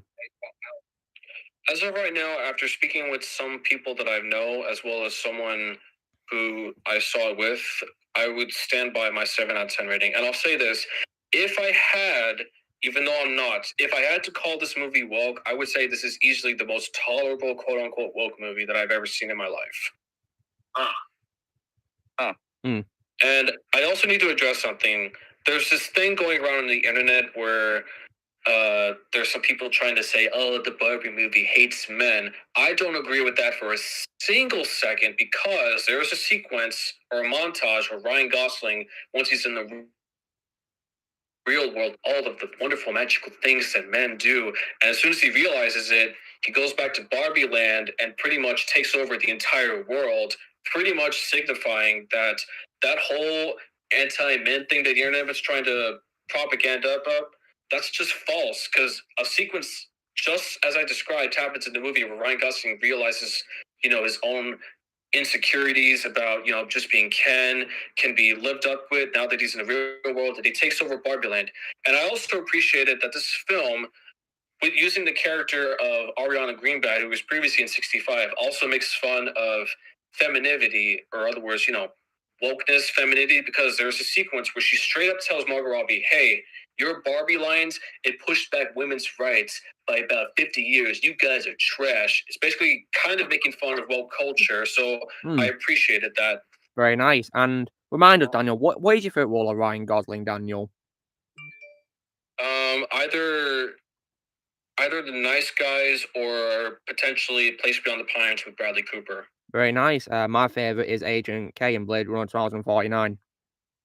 Yeah, same. Sure. I was gonna ask one more thing. Does the fifth film make for fun of Space Odyssey to 2001, since they? Yeah, the opening 5 minutes promises what was in the teaser trailer, where it was 2001: A Space Odyssey. Actually, voiceover from Helen Mirren was happening at the same time, which kind of caught me off guard. And Daniel, she said she's in the film as a cameo. Does she appear on an on-screen cameo, or is she just narration? She's just narrating the whole movie. All right, so that's her cameo, is it? I see. And Daniel, yeah, I've just tweeted to Sean, Daniel, and he's retweeting my tweet because I said thanks for coming on my stream. Oh, that's pretty cool to know. Yeah. Nice. And he's probably the third non-voice actor we've had on here. Yeah, of course. Yeah, as a special YouTuber guest, which is amazing. So yeah, special thanks to Sean for taking time out of his day to come on, because he's really busy, of course. So yeah, I'll wish him all the very best. Even I haven't even done interviews on my channel, but not sure if I'd really be a great YouTube interviewer. I think you will be, Dom, because you're really nice and respectful. Yeah. And also, while we were talking, I actually realized that I didn't follow Sean on Twitter, but I did now. Yeah, if you guys want to follow Sean, go ahead. He's at Kirk Never Died on Twitter, so yeah, go show him some love. Going back to Oppenheimer, do you guys want to know who I thought was the most surprising performer out of the whole entire movie? Yeah, go ahead, Daniel. Who was it? He's actually one of my personal all-time favorite actors, underrated actors of all time, and I'll gladly take him over Piss Evans, and that would have to be Josh Hartnett. Oh yeah, Josh Hartnett. Yeah. Wasn't he in Operation Fortune, Daniel? Yes, he played the American stuntman who goes along for the ride. Yeah, he was good in that. Yeah, and he's good in this. Is he brilliant? I'll be sure to see him when I check out the film via streaming soon. Oh, by the way, if you guys want to check out another fantastic Josh Hartnett movie, I would personally recommend the 2007 vampire flick 30 Days of Night, where he's the lead role. Okay, yeah, I'll consider that. Check out my favorite vampire flicks. Nice one. Yeah, I'm gonna see if I can watch that movie on Halloween. That's good to awesome. know. Yeah, it's awesome. Definitely check it out. Yeah, I'll see if I can give it a watch. Yeah, brilliant. This Halloween, of course, I'll be watching loads of horror stuff. And just a little heads up. Sorry. Just a little heads up, guys. It's not exactly a horror movie. It's more of a horror-themed action film. So just horror-themed action. Nice one. Also, it's kind of like Aliens. Okay, so it's basically an action film like Aliens, but it has like some horror themes in it. Okay. Yeah. Nice one. All right, so you guys ready to hear about my bad qualities of Barbie? Yeah, go ahead, tell us, Daniel. So I'm just gonna get this right out of the gate. I'm pretty sure everyone here can all mutually agree we've all lost respect for Simu Liu. He was the only Ken that genuinely got on my nerves due to how he is very adversarial against Ryan Gosling, and I really didn't like that. Well, that doesn't surprise me, Daniel. I mean, I don't like the guy, and yeah, based on what you told me, it makes me glad I didn't see the movie. Yeah, speaking of not seeing the movie, if anyone here has publicly stated that you're not going to see the movie, I think you're probably making the right choice. To requote something that Sean said in his review, this movie's not going to be for everybody. Probably the biggest quote-unquote targeted demographic audience are people are in their 20s or early 30s who are interested in watching a Barbie movie about Barbie and Ken having existential crises. And if that sounds awful to you, just don't watch it. And if that sounds like a refreshing take after all this big bloated superhero crap, just like me, you'll probably have a good time with it. And I did. I did have some flaws though. I also thought there were way too many ideas for an 1 hour and 47-minute movie. So I kind of felt like give it another 20 minutes so all of those ideas could be explored better. And I would give it an 8 out of 10. I also I felt like there were way too many similarities to the Truman Show and Elf, which isn't necessarily bad. That's why I would go mixed on it, but it's worth mentioning. Okay, brilliant. So all I can say now, Daniel, is thank you for watching it so we don't have to. Those of us are not watching it, thank you for watching it for us. Well, no problem. Well, I'll probably just go watch it for Gosling. That's about it. I have no problem with that, Don. He is the funniest part of the movie. Yeah, I just kind of want to see Gosling in a comedic role because it's kind of rare we really get that, except for The Nice Guys. So, by the way, since we're all pretty much trashing the Disney live-action remake of The Little Mermaid, I must say I do prefer singer Dua Lipa as a live-action mermaid over Halle Bailey in Barbie. Well, I do like Dua Lipa as a singer, so yeah, that's nice to hear. And it's also fun to see John Cena as a merman, except as Ken. Was he funny, Daniel? That joke, as well as the Zack Snyder Justice League joke, the whole entire theater just lost it. Like I was just gut busting laughing at those two little bits right there. Yeah. Speaking of John Cena, Daniel, what are your thoughts on Peacemaker being given a new Mortal Kombat game? I just found out that J.K. Simmons is coming back to voice him in the game. If John Cena doesn't come back, then I'm personally not interested. Yeah, it's just been tweeted now that J.K. Simmons is back as Omni-Man, which is brilliant. I'm happy about that. He is Omni-Man. By the way, even though I've said that because I've had a really good experience meeting Brie Larson, and even though I am retired from the MCU, just like you guys, because I had a good time with Brie Larson, I will be watching the Marvels just because I thought she was super nice. But moving over to Secret Invasion, a show I respectfully refuse to watch because, like I said, and like everyone said, we've retired from the MCU. The villain of Secret Invasion, Kingsley Ben-Air, who's this place of Skrull gets Groot powers, he's in Barbie as one of the Kens. And I can comfortably say, as someone who will never watch Secret Invasion in my life, I prefer Kingsley in Barbie than his role in the MCU. Okay. Yeah. So yeah, so all I can say now, Daniel, is thank you for watching Barbie for us. So yeah, nice one. Yeah.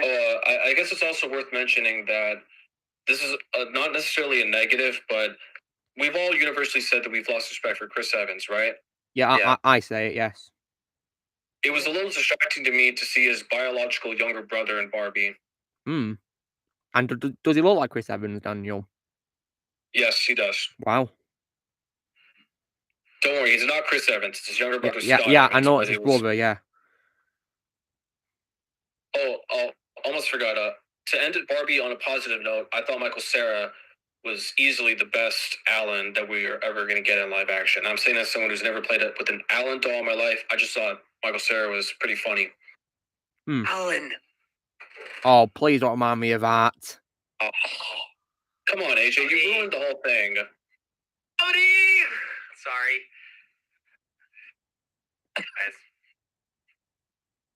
Sorry about that.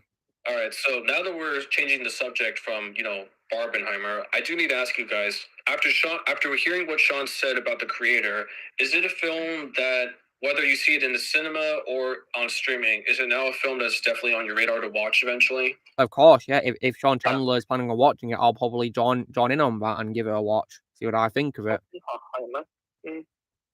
Well, I guess I might. If we end up going to the cinema tomorrow, I might say it to my parents. I think of just seeing the recent Mission Impossible film. Yeah. I might see Oppenheimer instead, since I've never seen any of those Mission Impossible movies. Got 5 minutes left of stream. It's been a blast, hasn't it? This stream been really fun. Yeah, it's been pretty fast.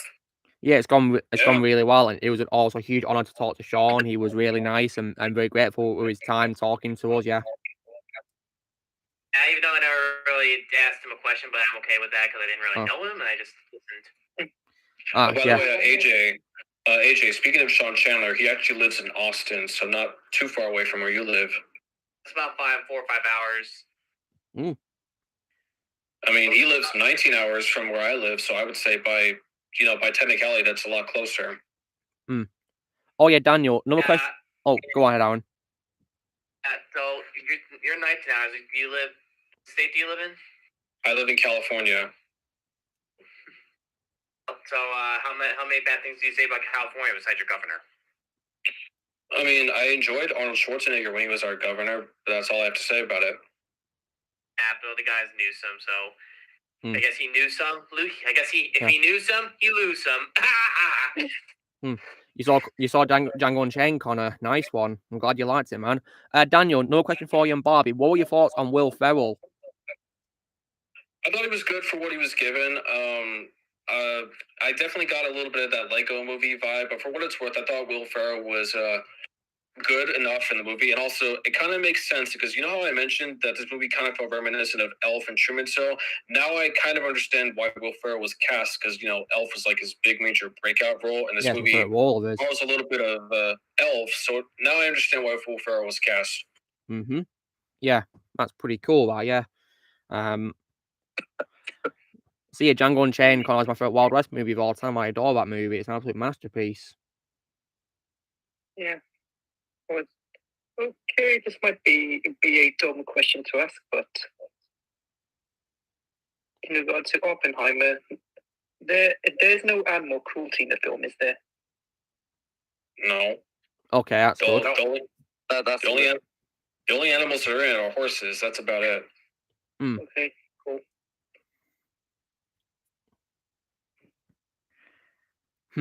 So yeah, if any of you guys have not seen Django Unchained, I'd recommend it strongly, and I especially love Wild West movies in particular, so yeah. Yeah, he was, Connor. Carmen's one of my favorite roles, Leo DiCaprio, and he definitely did a great job making him be a despicable villain character. And also, fun fact, even Quentin Tarantino hated that character. Yeah, when the director of your movie hates your character, you know you're doing a great job making him unlikable. Yeah. Speaking of Quentin, guys, I'm definitely really looking forward to what he's going to be his final film before he retires, The Movie Critic. Hope he delivers. Yeah. I just hope the writer's strike and the actor's strike ends pretty soon so Quentin can get to filming pretty soon. Yeah, for that reason being. But to be honest, I don't really care about this strike, affecting many films, because many of the films it's affecting I'm not even watching. Yeah, that is true.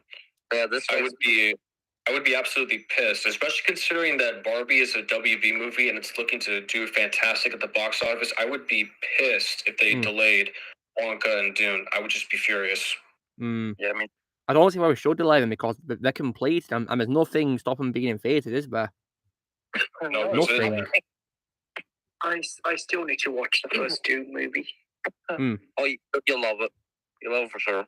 Yeah, it's a great film. Looking at Dune 2021, in my opinion, it's better than the 80s movies. In my opinion, the 80s film is mediocre and weird. Yeah, I remember you saying that earlier on in the stream. Yeah, that's what I think of it. Yeah, it's not good in my opinion. Yeah, because like with Dread, it is an example of when a remake is far better than the original. Yeah, a much superior adaptation, if you will. Yes, and so for what it's worth, the only thing I like about 984 would probably be Sir Patrick Stewart. If I'm going to give something positive, he was the best part of the movie. Yeah, and I of course have a soft spot for him because I've met him, guys. So yeah, there's that, of course. I absolutely love Patrick Stewart and almost anything that he shows up. Yeah, I don't. Stewart is a legend. To be honest, guys, I don't think he's played a bad role in my opinion. I loved all of his roles so far that I've seen. I don't think it's been a bad role for him. I think my least favorite role of him is Poop from Emoji movie. Well, Shadow, well, as you guys know, I only lasted 30 seconds of the Emoji movie, and that was the intro when we did that horrible thing on it, and I shut it off.